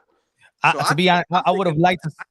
I'm thinking the same way you're thinking, but the opposite way. I think that Crawford goes in there expecting this guy to be a lot stronger, and maybe he goes in there and says, "Damn, I expected more out of this guy." I think with the experience that Canelo Alvarez got, and with the elite fighters in those respective divisions, I think he's fought at every style in the book at the highest level, even veterans. I think he's seen it all. And I don't think that Canelo Alvarez, I think Canelo Alvarez is a disciplined fighter, just like Bud Crawford. I don't think he's a guy that's just going to be guessing. I think that this is a person is. I think these guys has fought enough, has been in the pros long enough to know about each other. I don't believe that this fighter be like, I never see his tapes. I never seen his watch. Canelo Alvarez knows about Bud Crawford, and Bud Crawford knows about Canelo Alvarez. I don't think it's going to be no surprises. Yes, it's the physical form, but I just think that when you hear people that get in the ring with Canelo Alvarez and they talk about the chin and they talk about his power, you know what they say? Well, a lot of people say, oh, I didn't thought that he was going to be that fast. You know what I'm saying? I think that Canelo Alvarez doesn't have this rhythm and this footwork and outside of that Triple G, the first fight, because I love his footwork there, right? But I do think that people are all of a sudden, maybe they got bored of looking at Canelo Alvarez, or maybe they didn't respect his opponents and he's not getting these opponents out of there like Jaime Munguia and Berlanga, which we all know that Canelo Alvarez is levels above these guys. And I think him going 12 is have these people second guessing his greatness. I don't think they look at him as this great fighter for all of a sudden, or they got bored looking at Canelo Alvarez. Because in my opinion, like I said in the beginning, there's a lot of people with the hydration clause and the guys that he's fighting not being, him being bigger than certain guys and certain hydration clause. There's a lot of that was a long time ago. There's a lot of little reasons why people started, the combuterol thing. Like, I think that there's people who got rubbed the wrong way with Canelo over the years. Now you got your diehard people who overlook all that shit, but then you got your guys like, that I know that they'll publicly be out there just shitting on Canelo because of some of the things that he's done. So maybe that's the reason. And at 168 pounds, I mean, when's the last time he got a knockout? We talk about how big of a puncher he is. When's the last time he knocked somebody out? Caleb Plant. That was the last knockout he had, but he's hurt everybody else. He's knocked down everybody else. You know what I'm saying? Like, yeah. So he still got his. Those guys being bigger than him and strong, and naturally at that weight, is very impressive what he's done. And I will say, from the perspective of, well, he beat bigger guys, he hit bigger guys. Mm-hmm. You're gonna say, well, how is this little guy? But sometimes when you put a smaller guy in front of you, that presents a totally different challenge. That's a totally different challenge than the bigger guy. Guys like Caleb Plant, as beautiful of a fighter as I think Caleb Plant is, I think he's an extremely marvelous fighter, truthfully. But he's a bigger target. He's easier to hit. He's a bigger target than a guy like Crawford. And Crawford might, like I said, pull out a different level of dog that maybe not even Caleb was able to show if the fight gets tough. We're going to find out. I think Canelo Alvarez has become a way smarter fighter than you're not bringing him up, but there's a lot of people that always want to bring up the Floyd Mayweather fight with Canelo Alvarez, right? They still probably see him as this cement guy that doesn't know how to close know how to trap his opponent like he knows how to trap his opponent now. You know what I'm saying? And that's why I'm saying we've seen enough of those styles before. Is that Canelo Alvarez is not good with slick fighters. He beat a bunch of slick fighters already. He beat a bunch of dudes, the Southpaws, the Moves, the Laras, the Saunders, the Caleb Plant. He's beaten these guys. You know what I'm saying? Like, I haven't seen, look, Bud Crawford beat Earl Spence. He beat then Dave Avenesian. Then he beat Sean Porter. Like, he's not giving me that fight where I ever thought that, not even Bud Crawford. Bud Crawford never, you asked him questions several years ago about Canelo Alvarez. He's looking at the media like they dumb. He's on 147. He's 168 campaigning 175. That's never going to happen. I feel like he really is going there for the bag, as he should go for the bag. So you don't think he's coming to win? Nah. Wow. That's a big statement, man. I can't agree with you, man. I think he is coming to win. I don't know if he will win. I think preparation. I will say this, so everybody in here can probably fucking agree with me. I will say this. Now keep the same energy. No, I am keeping the same energy. I'm not changing my energy, but what I am saying, I can understand why on paper y'all feel this way. It's totally understandable why y'all feel this way. But through my experience in boxing myself, it wouldn't be the first time I see a smaller guy shock people because he was smaller. Okay, it wouldn't be the first time. And honestly, I would not be shocked. And if Canelo wins, he gets 100% credit and respect from me, because Crawford is not an easy task for anybody within the realm of 168 to 147. I don't give a shit which one of those guys you put in front of him. He's not an easy task. This is a winner. You're dealing with Crawford. You're dealing with a winner. And that's the thing you have to remember too, man. When you're dealing with a winner, a guy who's willing to win, willing to do what's needed to win, you never know what those guys are willing to pull out the hat. And I think Crawford's one of those special fighters that we're going to remember in history as a guy who was like, wow, even when you put him up at 168, when he was outgunned by Canelo, that motherfucker found something in him, and I don't know how he did that. And I think Crawford's the one guy out of all those guys we mentioned that can actually do it. That's a tough task. In my opinion, I think I would have loved to see him back in the ring in the in-between fight. You know what I'm saying? To see how he looked, because for me, he didn't look like that Masvidal fight. Like, nah. I was telling everybody, now y'all know, I told you don't be a slave to the moment of the Earl Spence fight. Don't be a slave to that moment. You know what I'm saying? And if he would have had a better performance, way better performance versus Masvidal, for a better performance, because I even wanted him to go to 160-pound division and fight at least Lara and become a five division world champion. And then I want him, in between fight. See, that's a fight I don't want to see, and I think that's a hard fight for Crawford, Lara. Right now, you may say to me, "Well, Canelo beat Crawford, Lara." Well, maybe he beat Lara because some people thought Lara won that fight, so we can't forget that. But also, Lara's just a different style. You're talking about a guy who got lateral movement, slick style, good puncher, has developed good punching power as he's gotten older. So he's a different style, totally different fight. Like, it's just a different fight. You know what I mean? I was also looking at it like him getting his body prepared for the 168. Again, he's jumping 154. He didn't look like that guy, right? So he's jumping to 168. So I'm also looking at getting his body right. Yeah, all this time without fighting, he probably gonna bought the fight up. Out of curiosity, who bought this? Like, how did this fight even get? How did this fight even get like even discussed? Like, I think the question. I know Canelo. Crawford asked for this? Nah, I think it was media folks that has their little fantasy in their head started asking these questions. And in the beginning, Crawford is like, nah, like it's been like years. They've been asking him this question before the Kell Brook fight. So it was like, what you guys talking about before? Remember the PBC deal with Canelo Alvarez? They had Earl Spence in it. Mm-hmm. Man, people was like, Earl Spence and Canelo, you know what I'm saying? So it's people with these fantasies. And then you got Turki Alvarez, they got the bag, and that's the fight that he's presenting. So now is too much money that a Canelo Alvarez can't refuse. but it's his fantasy. So since now Turki Alshikh is probably the most respected man in boxing that got the money, got all the promoters, got the media, everything, right? Ain't nobody gonna question what Turki Alshikh wants. Everybody's in his feet now. And I think because Turki Alshikh got the money to pay this, what's reported that Canelo Alvarez is gonna get $100 million, and rumor has it that Bud Crawford is gonna get what $70 million guaranteed.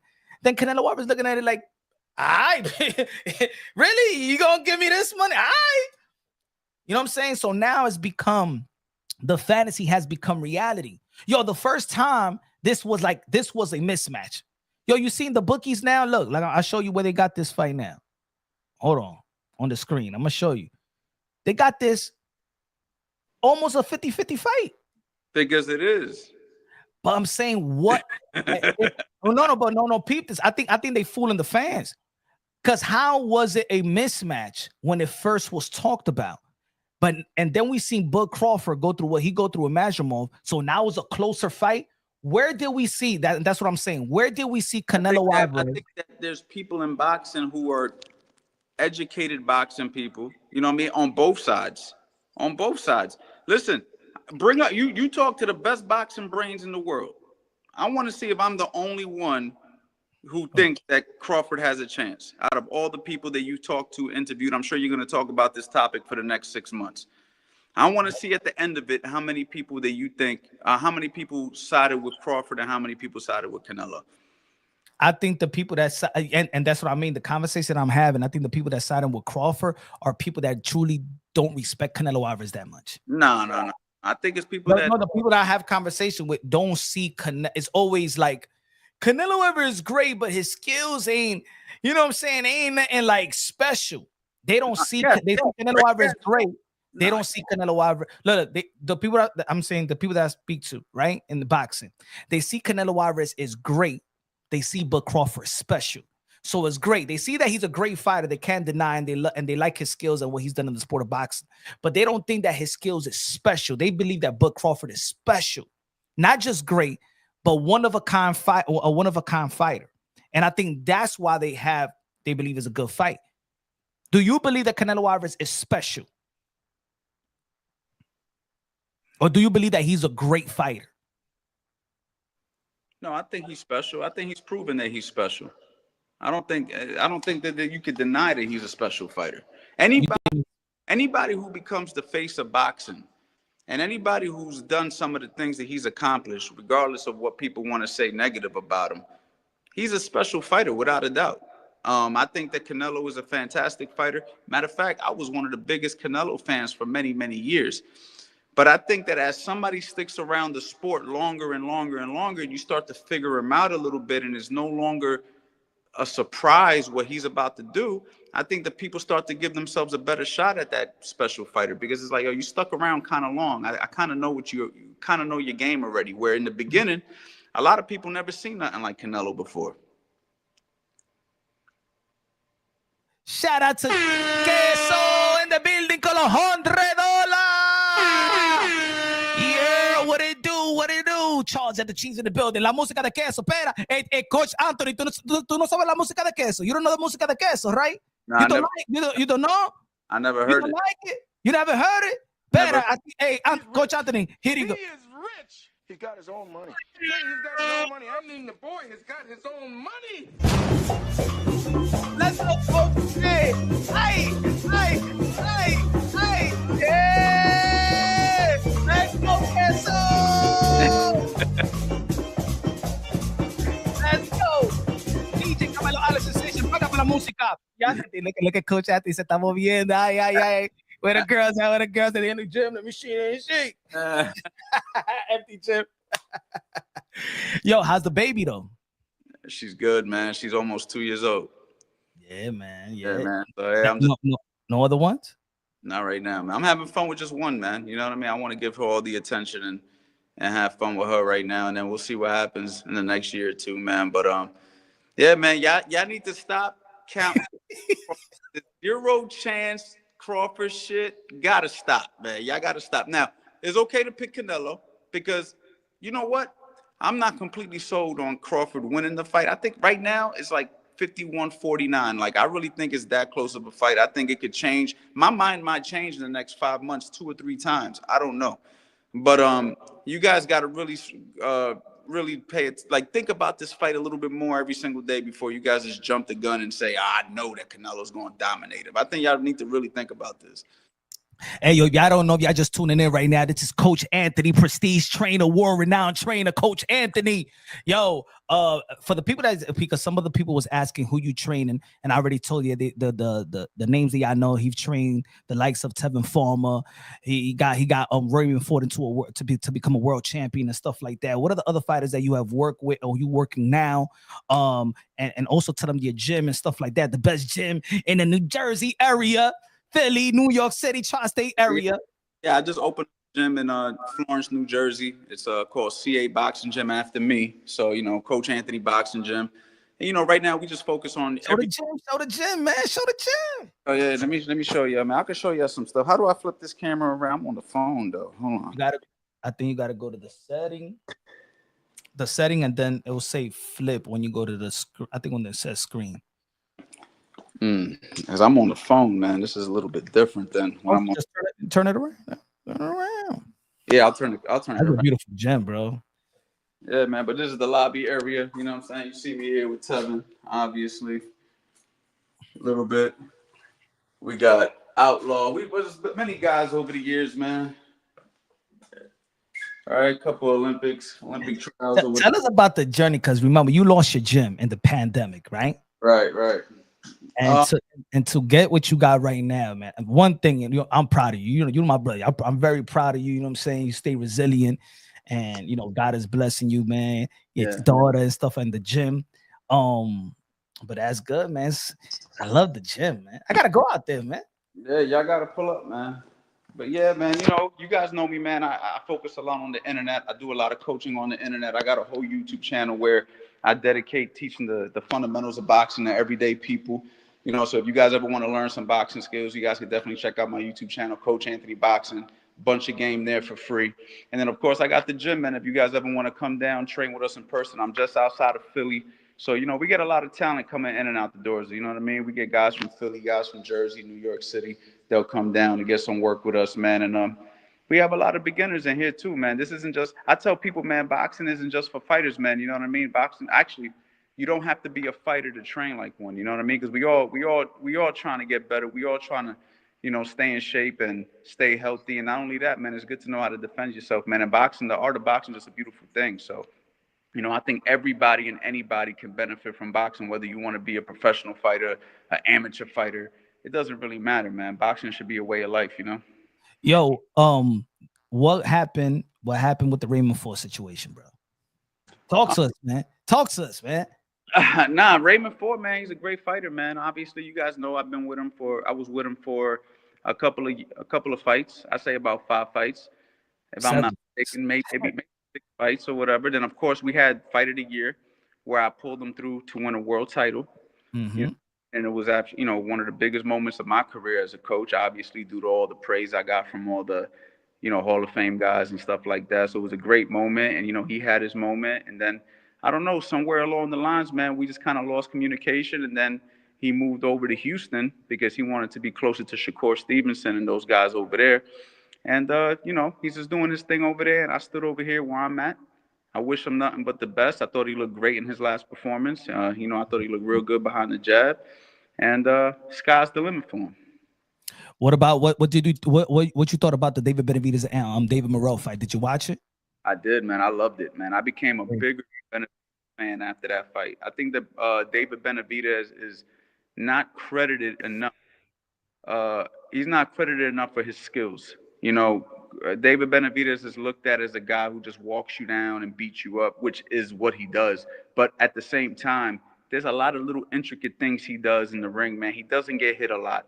You know what I mean? Like a lot of guys who walk you down, you don't see him really taking a lot of shots. He did get touched by Morrell, but Morrell's a fantastic fighter. You know what I'm saying? He's gonna, but he doesn't get hit as much as he could have gotten hit if that was somebody else trying to walk you down. He places his punches beautifully. His punch selection is immaculate. He has he has good speed. He's a dog. You hit him, he comes right back. His conditioning is insane. His willingness to engage is fucking one of the best I've seen. You know what I mean? So for me, Benavidez is a special fighter, and Canelo's a smart man for staying away from that guy. Hey, yo, Coach Anthony thinks that David Benavidez is gonna beat Canelo Alvarez. I'm a Canelo Alvarez fan as well, and I do like David Benavidez, and especially I'm like you right now. Like I've the last several fights, even my guy is Demetrius Andre, and the way that he beat Demetrius Andre is like I gotta give the man the utmost respect. And then the guys that he's fighting, the way that he's challenging himself, I think if you're a fight fan, you gotta be a fan of David Benavidez. I can't see you being a fight fan and not being a fan of what David Benavidez has done of late. He's talking the talk, walking the walk, challenging himself, throw a lot of hundreds and bunches in his size. You know what I'm saying? The speed, the punch selection, like you said. I like the way that he's blocking shots. I like how he's slipping some shots as well as of late. I wish he could use the jab a little bit more to make his job a little easier, in my opinion. But I think he likes to counter some shots and throw a lot of combination. And he's right now he's becoming one of the best entertaining fighters in the sport. Not the one, but probably the now becoming. Canelo. I still got Canelo Alvarez by a hair. Only one thing. I said, if he goes more fights, and I said it, the more that David Benavidez fighting, the more I'm going to have David Benavidez. The only problem, and you could tell me you got a better eye than me. You know what I'm saying? Well, he still squares up a lot with when especially when he throws the right hand and he stays right in front of you. Yeah, he could block some shots, but I think that Canelo Alvarez is a great body puncher. I think he starts his attack going to the body and then going up top, like you said. Like when he throws some feints, he could look at you, you know what I'm saying, in the midsection, come up top, midsection and stuff like that. I still think that Canelo Alvarez could counter him and take advantage of his body shot. I feel like his midsection is still kind of, you know what I'm saying, him rehydrating, going back down too fast and fluctuating the way. I think that Canelo Alvarez still could take advantage of that.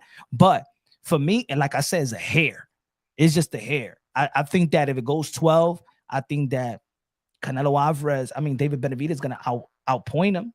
He could outpoint him because he throws more shots than Canelo Alvarez. I think that's going to be the difference. I think that the big difference is Benavidez' punch output and his willingness to just keep that pace. I don't think Canelo's going to like that pace, man. And I think that eventually, halfway through the fight, I don't think the fight's going to happen. Unless he just dominates Crawford and then the people are just like, you got to fight Benavidez now after beating up that little. He got to fight there. You don't see the live? I'm holding Canelo Alvarez accountable. You don't see the picture that I got Canelo Alvarez? Look at the picture. Yeah, if he dominates Crawford the way you guys believe he will, then I would say that the Benavidez fight might happen because then the people are just going to be outraged. However, I don't think the fight will happen. I don't think they're ever going to fight. I think Canelo's going to smoothly slide off to the sunset and stay away from that guy. If he gets Crawford next, he'll be crazy to go to David Benavidez. He got no choice. He should just retire, honestly. Charles Edward Queso con los 300. A comprar gasolina de 93 and to go to the buffet, everybody. Let's go. Facts like Andre said. God bless you, my brother. Thank you, man. I appreciate you. You already know my guy, mi hermano, me dice. Facts like Andre said, his defense is highly underrated. Andre, who is sharpshooter, couldn't get past the guard. Canelo, dumb not to take easy money, though. Also, Bud isn't a cherry because the call out and talking greasy, whereas Canelo requested Charlo. Facts. Gym is beautiful, but CA Boxing Gym in Philly.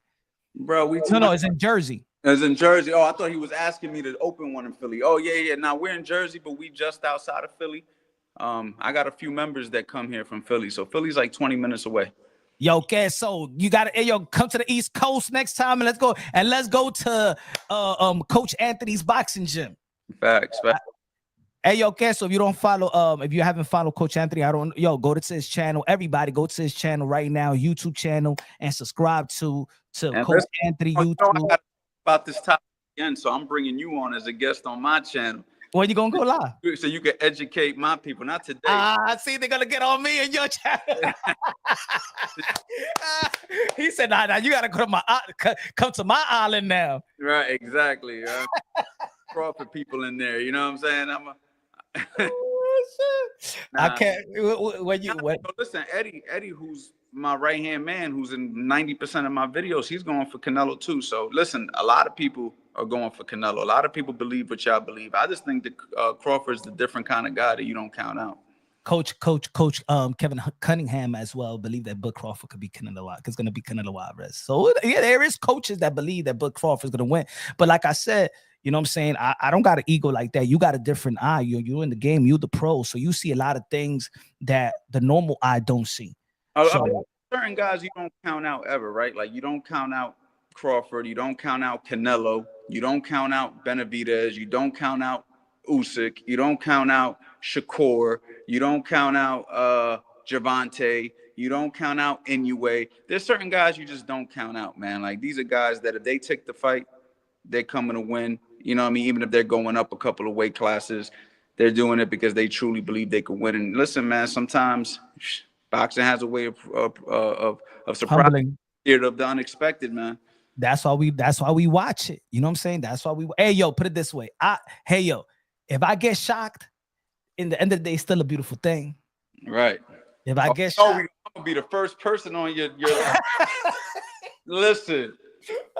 Hey, Sugar Ray Leonard retired for 3 years, came back to the middleweight division and beat Hagler. That's what you gonna say?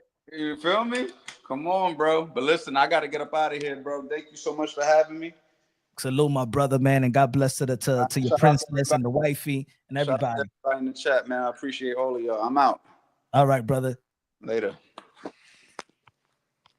Shout out to everybody in the chat. Shout out to Coach Anthony. If you haven't subscribed to Coach Anthony, subscribe to Coach Anthony in the YouTube. Subscribe to Coach Anthony in IG.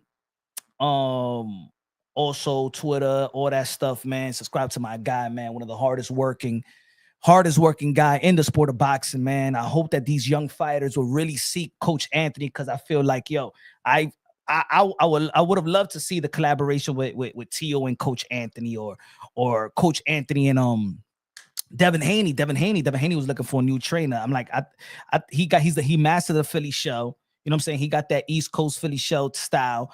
He got some great defense as well. Look at Raymond Ford, man. As soon as he got Raymond Ford, he got Raymond Ford looking like a power hitter. Tevin Farmer, you know what I'm saying? So he's he's a great coach, a great young coach at the same time. Got his own gym. It'll make it easier for guys to go to camp there as well. Charles at the cheese, call $100. Charles at the cheese. Queso, queso, queso, queso. Anybody?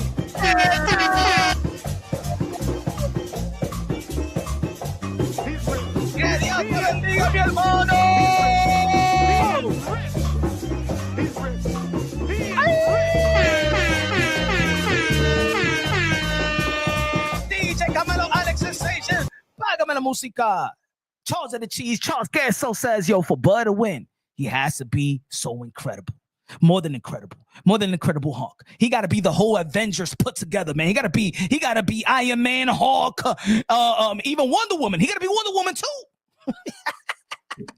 Like to beat Canelo with the timing and technique alone.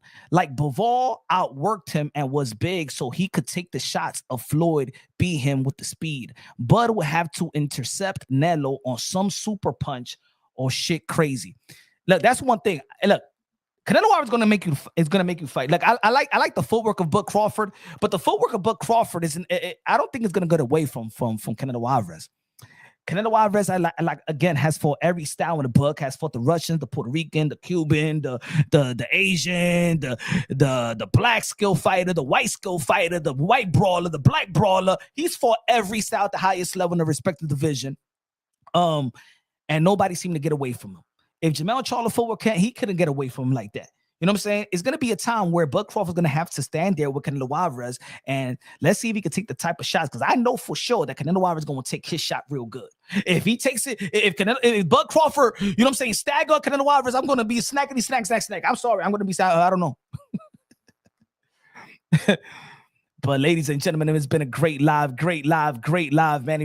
If y'all just tuning in, we went 3 hours, catch the beginning and stuff like that. Shout out to my brother, Coach Anthony, one of the best, one of the most prestige coaches in the sport of boxing.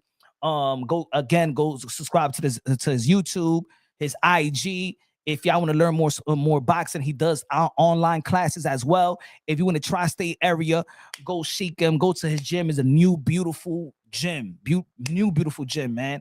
Again, he's trains pros, champions, national title winners, and he's young and very hungry. I think he's one of the most hungry coaches out there, and I believe that he's the evolution of coaching. You know what I'm saying? In my opinion. Let me know what y'all think, man. Shout out to everybody in the chat, man, that shows some love. So, shout out to all the members, shout out to all the subscribers. Everybody keep on smashing the like button and share the live, share the videos. Y'all already know we back at it tomorrow, 7 to 7:30 p.m. Eastern time. Love y'all. God bless. And on to the mother effing next.